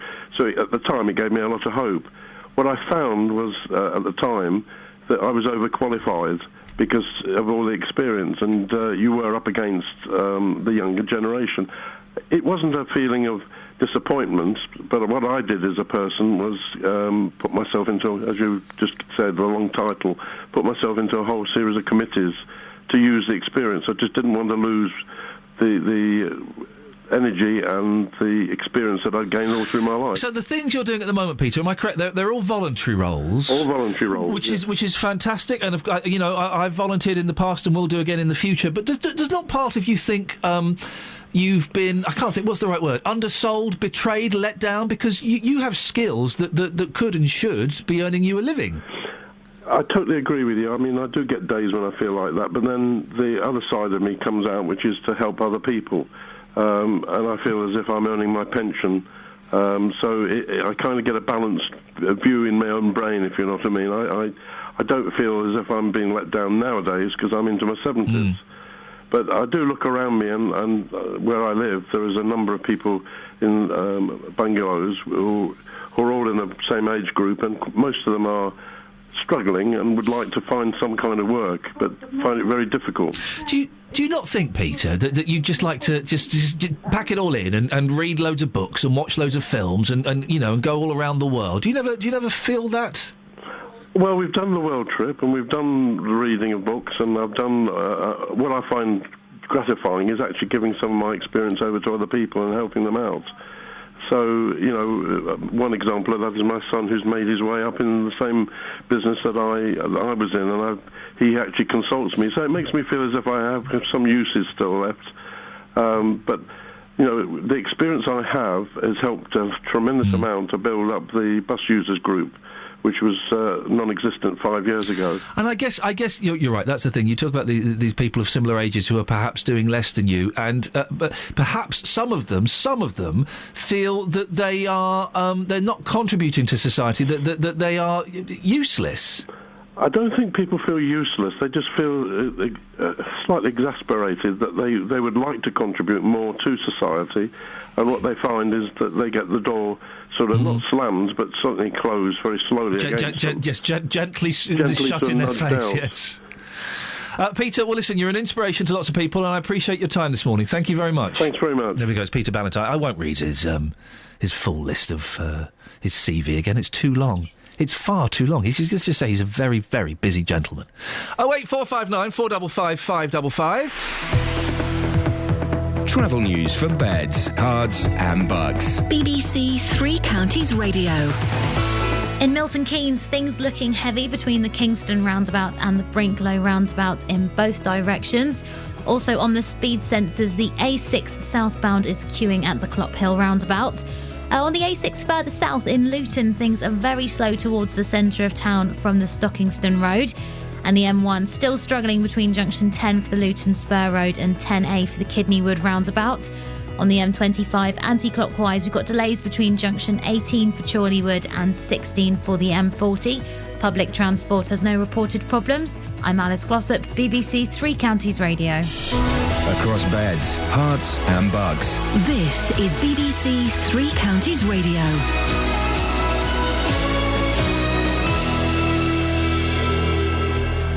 It's 8:30. I'm Simon Oxley. The Bishop of Bedford has told Three Counties Radio that the system of payday loans is out of control. Up to a quarter of payday lenders will fail to meet the new rules governing the way they operate, according to the Financial Conduct Authority. Police have confirmed that a lorry driver died in yesterday's crash on the slip road from the M1 to the M25 in Hertfordshire, and St Albans Cathedral is to receive over £4 million in Heritage Lottery funding. 10 projects nationwide will receive a total of £30 million under plans announced this morning. Three Counties Sports. BBC Three Counties Radio. Luton are closing in on the conference title after 2 goals in the last 8 minutes gave them a 2-1 win at Dartford. Pelly Ruddock and Andre Gray were the scorers. Here's assistant manager Terry Harris. They made it very hard for us, and we started off as a 4-4-2. To a certain extent, in first half we was in control, but both boxes we didn't put our chances away in the first half. We had a couple of chances and we didn't defend the corner very well. And then you make changes second half and you hope one of those changes comes to the fore, and Pelly came up with a good, certainly for the first goal. Luton remain 13 points clear after Cambridge also won, but 3 more wins will be enough for the Hatters. Stevenage are off the bottom of League One, but still in the relegation zone after a goalless draw attempt to lead us Wolves, but an important point for Graham Westley's side. They're the top side, they're champions-elect, they're in good form, not been conceding a lot of goals and they've been scoring a plenty, so it was always a game that people were going to probably feel was there for them to win rather than us, but I thought the lads showed what I've been saying, which is that in 2014, since we brought 1 or 2 in, we haven't been a bottom side. We were bottom because of the start that we had to the season. Manchester United drew 1-1 at home to Bayern Munich in the first leg of their Champions League quarter-final. Here's manager David Moyes. I think hopefully tonight it shows that we'll be there. We'll go toe-to-toe with them and we'll try and come out on top. It's a tough tie, but we all believe that we've got a great chance in the competition. We really do. Our best football's been in this competition, and we'll need to show our best football when we go to Bayern next week. Tonight, Chelsea are away to Paris Saint-Germain. Hemel Hempstead are 9 points clear at the top of the Southern League Premier Division after a 2-0 home win over Chippenham. And Tiger Woods will miss the US Masters Golf later this month after having surgery on his back. BBC Three Counties News and Sport. The next full bulletin is at 9. Call 08459 455 555. BBC Three Counties Radio. Lots and lots to cram in before JVS takes over at 9 o'clock. Payday loans. Let's read a couple of texts on payday loans. Zasha said... Oh, Zasha, that's a nice name, isn't it? Zasha. Beautiful. Z-A-S-C-H-A. Do you think that's a man or a woman? I think it's a beautiful Middle Eastern woman. Well, there was a boy called Sasha at my school. No, this is Zasha. Well, I think he might have been Zasha. Well, he wasn't. He was Polish Sasha. parents. Yeah, I had a Yugoslavian kid at my school called Sasha. We used to call him Sergeant Sasha. I have no idea why. Oh. Good story. My friend Malcolm drew a picture of him bouncing down a hill. I don't know why. But Zasha, purely not relevant at all. Man or woman, and whereabouts is it from? Just so we can picture you. Just but we want to pigeon you. Pigeonhole you. Do we? Probably best you don't tell that story, Kelly. Zasha says, I took out a £200 payday loan in December 2012. It was Christmas. I had to go home and I had to buy presents, but simply couldn't afford it. The following 6 to 7 months were the worst time of my life. I couldn't repay it, and the amount got bigger and bigger. I was completely down. Eventually, I just decided to use all my wages to pay it back and get it out of my life and then hope for the best. It was a very tough time. I've learnt a lot from it. I'm much wiser now. Saving up money monthly for when times get tough. That's the thing. Saving is kind of the thing. I once got caught out by a terrible tax bill. Yeah. 10 years ago. Terrible tax bill. And the best advice anyone gave me was just put half your money away. And I'm fortunate enough, I'm in a position I can do it. Put half your money away, that's your tax, and then you'll have, at the end of the year, if you've played it well, you'll have some spends left over for a little treaty. If you can afford it, it's well worth having. If you can afford it. Because not everyone can do that. We're all a tax bill or a broken boiler away from this kind of stuff. Seriously. 2 wage packets or something? And I think a little bit of bad luck in terms of personal life or work, you're in trouble. You could be totally in trouble. Prior to the credit crunch, this is another text here. The banks gave you easy money. You could literally click for a 5k loan or 12k credit cards. Hours later, you had the money. I know, I ran up £80,000 of debt. The first 10k was to get by. The rest was to pay interest and other loans. It just spiralled, still paying it off. Tip of the day, don't borrow if you can help it. 08459 455 555. Catherine's been invited to a school reunion. She don't want to go. Sarah's in Harpenden. Morning, Sarah. Morning, Ian. Have you been to a school reunion? I have. It was great fun. Tell Catherine she must go. Why was it so... Well, first of all, how old were you when you had the reunion? 30. Hang on a minute, you only left school about 10 minutes before that. No, not at all. I was 30 when I went to the school reunion. I left at 16. Yeah, OK. And that was in 1998. So. Hardcore. Happy hardcore. Was there any doubt in your mind? Were you a little bit anxious about going? No, not really. Not at all. And what happened when you got there? What was it like? Well, it was great. We went, it was in a local pub, and the evening was really good fun. Everyone was enjoying themselves and having a laugh. kind of as the evening progressed, the drink flowed as it does. You know what it's like. Beautiful. And a few people decided to cop off with each other. And the fact you've used the word cop off implies you went straight back to your teenage self. Absolutely. I didn't do the copping. Can I say copping on the BBC? Is that all right? You can say copping just about, yes. Oh, good. Well, there was one man I knew, and he was a bit of a lad at school, you know the type. Oh, yeah. A bit I know it all, that sort of thing. Yes. And I knew he was married by now, and he was copping while he was married. He was copping, was So he? while he was doing the copping, I yelled in his ear, "I'll get back to your wife," which wasn't very good. That's really going to put a dampener on any romantic scene. And then I went home because my kids were young at the time, they were babies, and I forgot all about it. Anyway, this is a good bit. About 4 months later, this said man walked into my place of work at the time. Oh, yes. I was working as an auxiliary nurse in a local care maternity unit. Yes. Right, and he came in with his wife. Oh, not the person he was copping with, and the wife was really heavily pregnant, obviously going in there to give birth. Oh, no. And I had to show him to a bed, and you can imagine how mortified he was when he saw me. Oh, I can imagine that exact feeling, yes. It was. But do you know what? To add insult to injury, I'm really bad like this. I said to him, "Oh, hello. How are you doing? Wasn't the school reunion good? Sarah. Didn't you have fun?" Oh, no. Right in front of his wife. Oh, no. Did he say anything about it? He didn't. He just went bright red and he was mortified.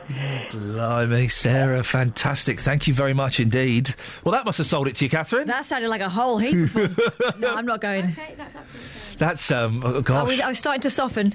I'm completely softened. I'm feeling that, guys. I've got that anxious knot in my stomach for that bloke. Can you imagine? He walks in through the door. You've got to pray it's a quick labour, haven't you, in that circumstance? Deary me. Naughty gentleman, and well done, Sarah.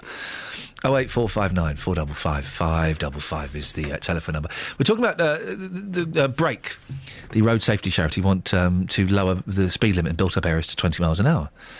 Got a couple of texts here. Paul Senior says the speed limit should be 20 miles per hour past all schools and in cul-de-sacs. There was another set of texts that were angry. Here we go. This is it. Ken in Rebel. 20 miles per hour is right on the line between third and fourth gear. You would spend all your time dancing between the two. Sounds harsh to say, but people who have lost loved ones to car accidents are in the worst position to make judgments on these issues, as they are channeling their grief into it rather than getting on with their lives. And Tony says, Ian, I'm sick of these road calming measures. All the speed bumps and potholes just make driving a nightmare. If you want road calming measures by schools, then ban cars during certain times of the day. Stop parents driving their kids to school. After all, it's mostly parents driving like nutters to make it into school on time. Walk to get some exercise. Keep the roads clear and keep the kids off the road, says Tony. Pat's in Dunstable. What do you reckon, Pat? 20 miles per hour speed limit, good idea or not? It'd be a good idea, but trying to watch the speed out all the time is not going to help, because it's only you'll be running into other cars. Why not have some kind of a warning to tell you the speed you're travelling at?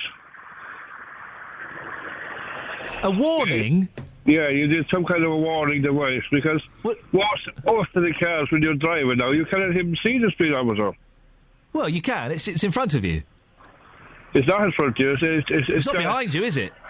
It's down underneath, and you got to look down all the time to see the speed. It's not down underneath. You have to. Your eyes are right. I'm in my car, right? Okay, and I'm looking at the road, and I'm moving my eyes down. There's the speedometer. I'm back up to the road. It's taken less than a second. There it is again. I'm back up. Less than a second. Yeah, well, everybody is driving so close now, and that second you can be running into the back of another car. Well, no, because, OK, here we go, Pat. Let me take a car isn't going to appear, probably not, if you're on a straight road with no turnings, in less than a second. I'm looking ahead of me. I can see there are no cars. Looking down at the speedometer, looking up, there's still no car. Yeah, fair enough. I agree with you there. Ah, thank you, Pat. Pat, would you ever go back to a school reunion? I don't even know what you know by a school reunion. Well, you know school. Right. Yeah, you know a reunion. Yeah. Put them together. School reunion. Right. What would you have to do if you went back to a school reunion? Maths. Physics. No, I'm only kidding you. You get back, basically, with all of your mates... Do you realise what age I am? 62. I'm 76. Well, flipping heck. It would be nice, then, wouldn't it, for you to get back with all of your school friends and maybe have a few beers? Do you like? I don't know if you like beer. I don't drink. You don't drink? No. Right, OK. Well, you could get back with your school friends and you could sup on a Sprite or a 7-Up and just talk about the old times. Would you like that? I haven't got friends. Oh, why? Because I don't live in the country where my friends are. Oh, are you never tempted to go? I'm Irish. You're what? Sorry. I'm Irish. Irish? Yeah. I would never have guessed. You wouldn't? No. Well, I've been in this country 45 years. You've lost the accent. You've lost the accent. I've also been in Australia, Canada, America. See, I can hear Canadian. I can hear a little touch of Australia. It was Sydney, wasn't it? Yeah. I can hear it. I can hear it. But I cannot hear the Irish. All right. Yeah. It's gone. Yeah. Well, good for you, Pat. Yeah. Well, it'll be there very shortly again because I'm in the process of selling up at the moment. Oh, you're going to go back home? Well, I have to get out of here because I've been... Why? Are you in trouble or something? Oh, I'm in big trouble here. Why? I've had attempted murder twice in my own house.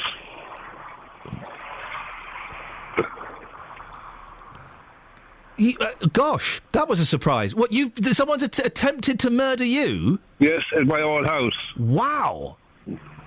What, can I ask how recently that was? 3 weeks ago. Blimey, Pat. What, was it someone, without giving any names or anything, was it someone you knew? Or was it a stranger? No, it wasn't somebody I knew.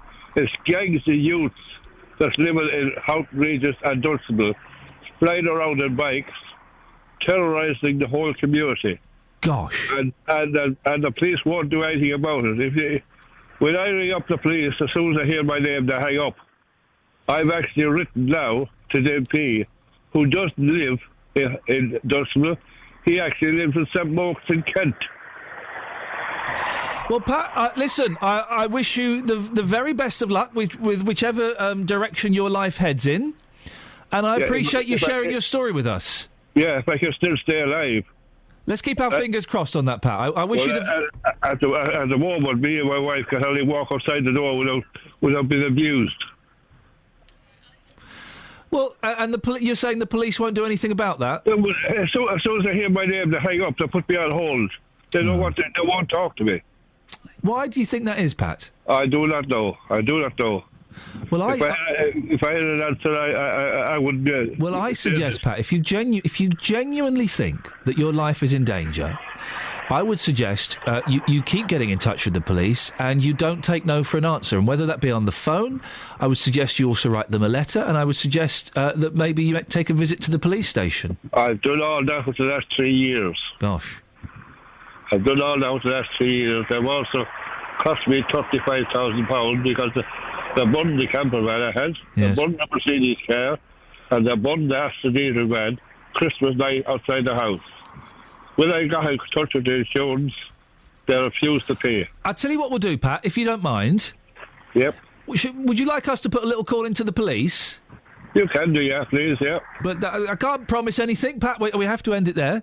I can't promise anything, but we'll put a little call into the police and we'll just see. Maybe there's a misunderstanding somewhere along the lines. Well, there's evidence, Catherine, if ever we needed evidence, that everybody has got a story in them. Everybody has got a story in them. You phone up about one thing, and with just a little gentle pulling of the thread, that everyone has a story in them. I was not expecting that. Right, well, I'm going to put a call into the police after the programme. Catherine, thank you very much indeed. Gosh. 08459 455 555 is the phone number. BBC Three Counties Radio. Let's get the travel news now. Here's Alice. Travel news for beds, cards and bugs. BBC Three Counties Radio. In Cheshunt on the A10 southbound, there are queues between Turnford and Waltham Cross. Also on the speed sensors in Hertford, we've got queues coming from the A10 towards the centre of town on the A414. At the Park Street roundabout, all approaches are queuing at the moment. And also on the M1 London bound, things looking very heavy on the slip road to the Junction 6 M25 clockwise. The M25 itself, anti-clockwise, slow going between junction 18 for Chorleywood and 16 for the M40. Public transport has no reported problems. I'm Alice Glossop, BBC Three Counties Radio. Alice, thank you very much. A little bit of business to do on Twitter. We talked about we're having a 90s week here on BBC Three Counties Radio.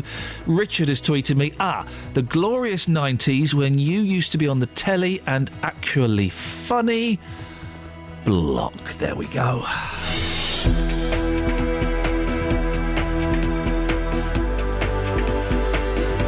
Right, it's 8:46. It's Wednesday, the 2nd of April. I'm Iain Lee. These are your headlines on BBC Three Counties Radio. The Bishop of Bedford has told this show that the system of payday loans is out of control. St Albans Cathedral is to receive over £4 million in heritage lottery funding. And in sport, Simon Oxley is set to... Oh, for goodness sakes. Is he allowed to... You used to do the news, Catherine. Yeah, he's allowed to do what he wants. Really? He can write any old rubbish? What's he doing? Claiming his money? And I've got to read this, have I? Well, read it and I'll tell you whether you have to read it. Simon Oxley is set to receive £5 after Luton moved another step closer to the conference title with last night's 2-1 win at Dartford. Sorry? Yeah. Stop laughing at Oxley banter, right? First of all, he's not set to receive £5 because it's not happened yet, so that's misleading. And secondly, he's really annoyed me with that. Get your money ready. And if I have to pay it, I will pay it without any qualms or any bitterness. I mean, I'll be resentful and I'll bitch about him behind his back, but to his face, I will be a gentleman. But that is out of order, what he's done there. That is bang out of order. I'd say it was fair play. Would you say that was fair play? I'd say that's extremely rude. Beds, hearts and bucks weather. BBC Three Counties Radio. So mist and fog to clear first of all before we have a bit of a bright start to the day with some sunny spells around. It should start to cloud over later on though, and there's always the threat of a shower, fairly light though mostly, and of course not all of us will see them. There's a light easterly breeze today with temperatures reaching 17 or 18 degrees Celsius, and of course don't forget we've also got high pollution today too. Now tonight we've got some clear spells. It's largely dry tonight, and it starts to cloud over as we head towards the morning with temperatures down to 10 or 11 degrees, so quite a mild night really. Tomorrow a cloudy day altogether, some showers around from the start but fairly light at the beginning, becoming more frequent and heavy later on in the day with temperatures reaching 16 degrees Celsius. And then on Friday 1 or 2 showers around. On Saturday it's going to be a showery and breezy day with some brighter spells. On Sunday though a windy day, probably quite wet too, so not particularly pleasant, but we've got a high pressure building in the middle of next week, so we have got some settled weather to look forward to. That's your latest forecast. Every weekday morning. The shop didn't want to give me them back, so I went to the shop, paid them a fee to get my cylinders back. The JVS show fights for your rights and tackles your consumer problems. I went to speak to this company and I asked them what had happened. It took me absolutely ages to get through to anyone. If you need our help, email jvsshow@bbc.co.uk. After a lot of discussion about my cylinders, the governing body showed up at my house on the following day. And we could do the same for you. Thanks, Denise, and for the company for getting her cooker back up and running. Here's your horn. The JVS show, weekday mornings from 9 on BBC Three Counties Radio. Across beds, hearts and bucks. This is Iain Lee. BBC Three Counties Radio. Hey up, chop. Don't forget, tomorrow morning from 6 we're celebrating the ladies that made the 90s rock. That's not bad, actually, is it? Oh, no, that makes me feel a bit... Yo. Oh. What was that? Was that someone's... Dealey. I thought it was someone's stomach rumbling. That's Dealey thinking about the ladies who made the 90s rock. Tomorrow, Justin, but from 6 o'clock we'll be celebrating the magic of the wonderful ladies that made the 90s so spectacularly rocking. Yo. You did it again. Yeah. Yeah. That's how I test the microphones at the BBC. Yo. What, by abusing them in a horrible... sleazy, yeah. Got some emails. Shall I do some emails? Yeah. You don't have to say it like that. Yeah. I mean, go ahead. Okay.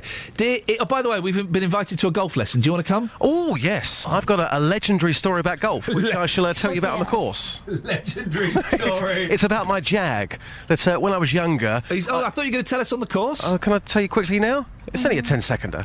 If it's legendary, let's have it. it is. I was Such desperate a for a flub. golf club Put the echo once. on. He was desperate for a golf club? I was desperate for a golf club. All my friends still play golf. I can't play golf because I can't be bothered with golf, because to me it's a bit boring. So I wanted to join the crew back in, the 1990s. Yes. So I swapped 10 cigarettes for a golf club. And for that particular period I was pretty good. But somebody still, and one of my friends has got it, and they're still denying it to this day, somebody has still got that legendary Jag club. If you've got it, Ben or Paul, give it back. Yeah. I've been asking for the last 15 years. Just Gosh. give it back, all right? Wow, so not actually a legendary story, just a dull personal rant. No, listen, I made Justin's magic. got beef and he's using my show to cook it. But I made magic with that Jag, so bring the Jag back and I'll get back on the golf course. Dear Ian, Catherine and... Anyway, we're going to go for a golf lesson. Good. Dear Ian, Catherine and Kelly. Catherine... You really should go to the reunion. We still have get-togethers every couple of years, and our schools ceased to exist in the early 1970s. So doing it every couple of years is too much. You do it once every 25 years.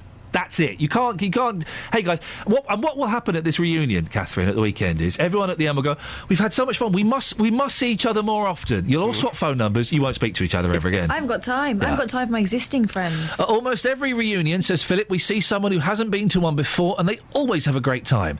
By the end of the meeting, it's as though we've never been apart. Shall I go as you? I'm quite frightened of, by the way. Gosh, you've changed. Oh, no, I remember you now, Catherine. Yeah, you were short and blonde, yeah. Our average attendance is over 250, and we usually have between 20 and 30 friends from our year. See, I'm kind of wishing that someone would organise a school reunion for me now.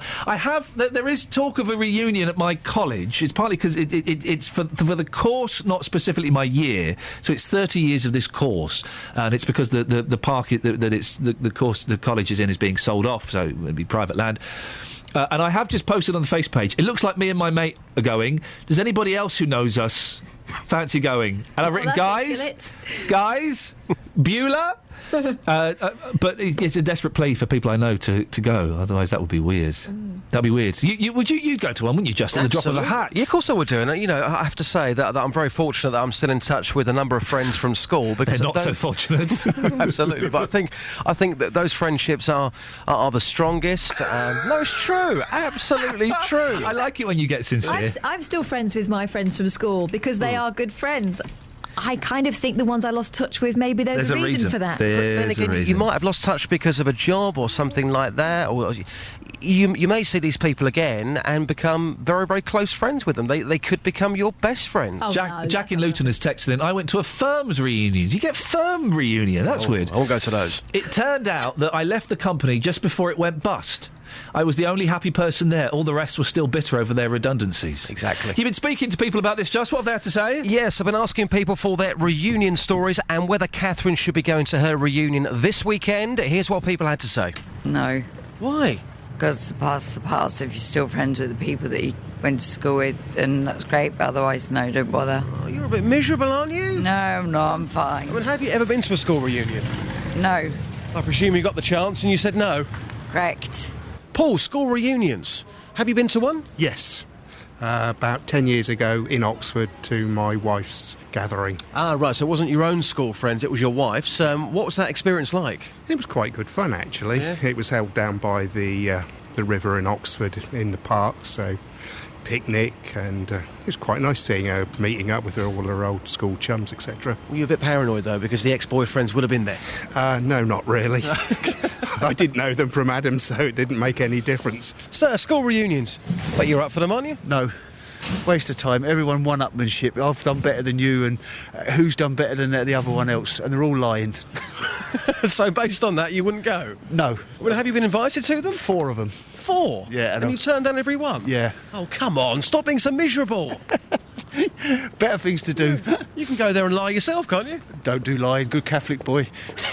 Bilkis, school reunions. Talk to me. I think it's just... it's lovely, isn't it? You know, get everyone together after 10 years. You want to know what they're doing and how everyone is. Some of them are married, got kids and everything. So it's just about a bit of catch-up and everything. And that's So you've got one coming then? Next year, yeah. We're organising it, that's all I know.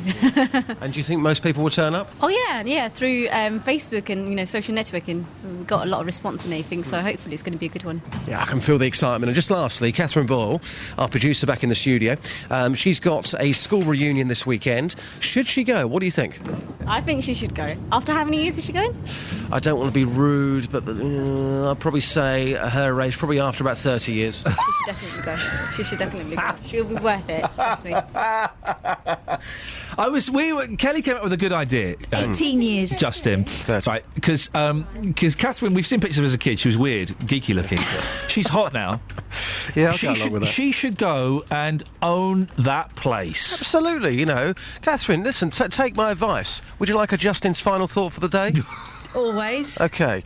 As Iain says, an attractive woman, an intelligent woman, doing very well for yourself, got a very good family, got a good husband, go along and be proud, enjoy. It's not really as final thoughts go, it's pretty limp. No, it's not. That's a good final thought. How did you just round up my life? Well, I just said that you're doing well for yourself. You've got a very good family. What's there to be embarrassed about? Go along and see your old friends and have a good time. Stop being so miserable. Justin, thank you very much indeed. I'm partly laughing at that. I'm partly laughing at how Kelly Betts is trying to spell the name Teresa. Nigel's on the line. Good morning, Nigel. Yeah, good morning. Hello, Iain. Hello, Catherine. I'd just like to find out, how do I go about claiming my commission on the phoning you've just done? Oh, go on. Tell us why. Because Catherine tweeted about, a week, 2 weeks ago about this dilemma she had. Yeah. I tweeted back jokingly with a bit of a tongue-in-cheek saying, there's a phone-in on this. Oh, you didn't do a face? I didn't know it was tongue-in-cheek. I thought it was a serious suggestion. Oh. Right. No, I mean, it was a little bit. I mean, you just do winky face. Yes, I just needed to know, how do I claim my commission? Well, Nigel, if you can make it to Prisoners, our local Greasy Spoon, in 20 minutes, we'll buy you breakfast. Oh, thank you very much, but I'm on my way to Stevenage, so I can't go that. Mate. Opposite direction. So Never more. Well, listen, well done you. Thank you for getting in touch. And Catherine, we're getting your cast-off tweets as content for the show. Who would do that? No, I've been going on about this for about 3 weeks. Nigel's a good sport. Can we, next time you're off, can we hire him as a producer? Yeah, sure, yeah. And Teresa. Good morning, Teresa. Hello, Iain. You don't want to see how your name's been spelt on my screen. I didn't know there were so many A's in the alphabet. Right, what have you got for us? What would you like to say? I went to a school reunion, and there were three different people, things that I noticed were there. One lot of people, you suddenly think, yes, I know who you are straight away, and you start talking. Another lot of people, you think to yourself, now, I vaguely recognise your face and things, but who are you? And you ask the person's name and things, they say who they are. I think, oh, yes, I remember. Yes. And there's some people that come up and you say, hello, nice to see you. And you ask their name and you think, I've no idea who you are.